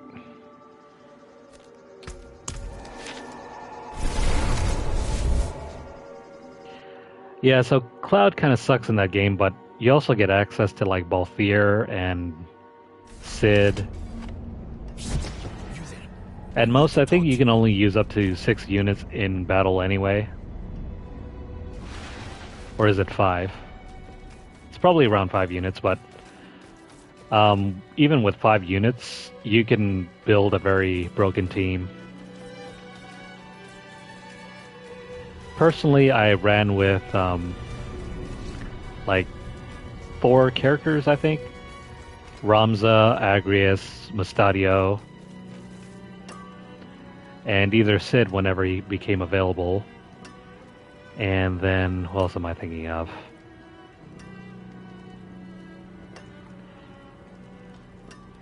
I think for the PSP version I was running Balthier. Guns in that game later on, towards the end game, they become very broken. You can take what's left. Anything breaks, the forge is hot. For example, did you know that in Tactics Ogre, if you petrify an enemy, the game still keeps going even if they're petrified, whereas in Final Fantasy Tactics, if you petrify all of the enemies on the field, you get an instant win.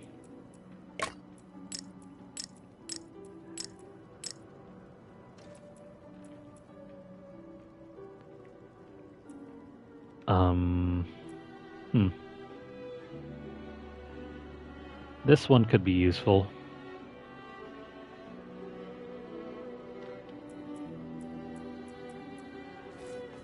But we're currently using this one. You know what? Actually, never mind.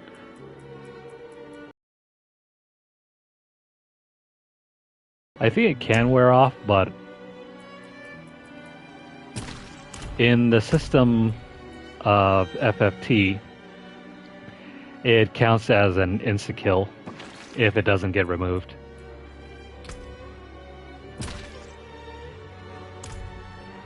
So, for example, if all of your units get petrified, you will lose.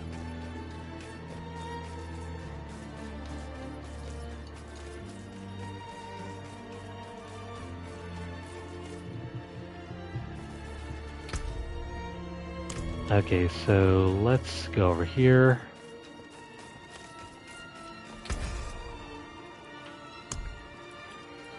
I'm going to go ahead and dismantle these.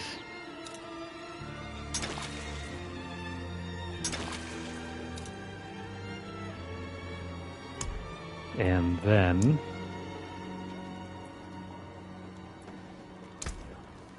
let's make one of this.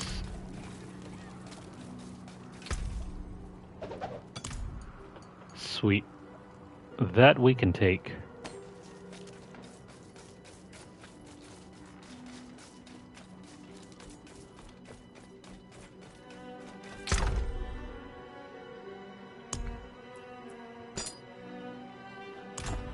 Okay, so that's going to cover this session, I think. We'll return next time, or some other time. And let's see, just to recap.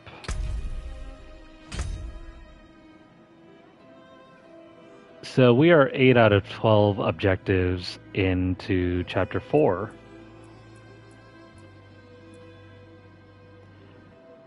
The easiest way we'll complete Chapter 4 is by completing this one. Equip a legendary item in every slot. Unless we somehow reach level 50 first. But that will take us all the way up until the end of Chapter 4. After which we will be... Actually, hold on. Yeah, we'll be on the Slayer chapter, but we still have a lot of stuff to do here.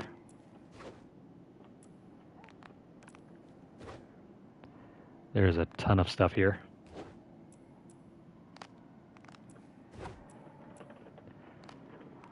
And at the moment, we only have 2 objectives completed here. That's a lot tougher than, say, the first 4 chapters.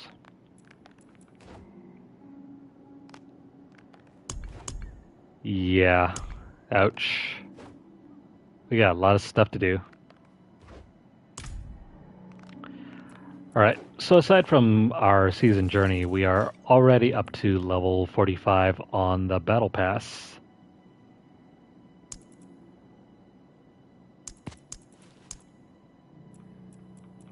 So, yeah, just about halfway done through the Battle Pass. So much more work left to go. Especially when we have to do this in about 66 days. That's not a whole lot of time unless we do a session every day. Oh well. We'll figure it out. Alright, so that's going to cover this session. Next time when we return, we will move on to the dry steps. Actually, no. Before we tackle the dry steps, we might as well do Kyrgyzstan because we need far less points to get the skill point here.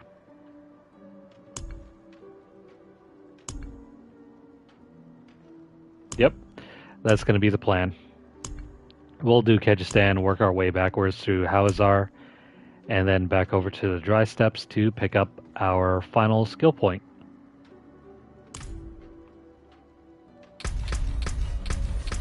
Alrighty.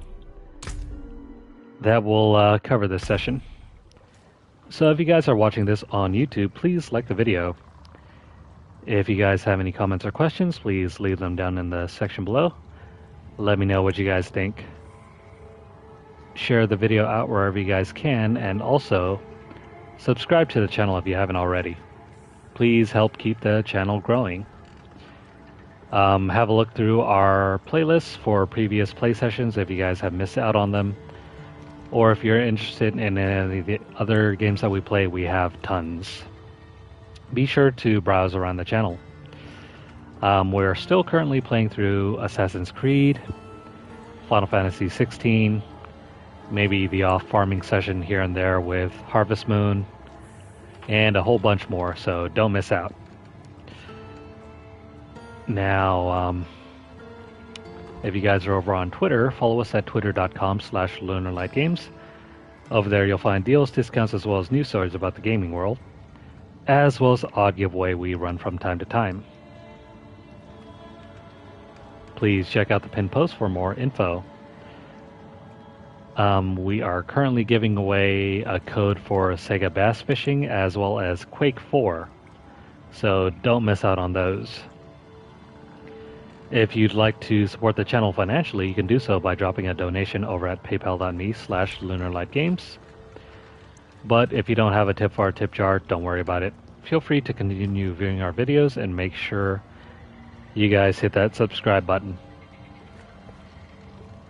Follow us over at twitch.tv/LunarlightGames and also hit the notification bell across all of our platforms to get updates as soon as they're made available.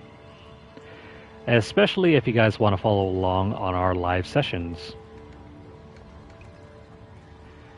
Well, we've had a whole lot of fun tonight and we've gained quite a bit of progress, but there is still so much more to come, especially with 66 more days left in the season. So until next time and until the next video, I hope you guys are doing well, and I hope you guys will return. I will see you in the next one, and have a good day or night wherever you are. I'll see you then.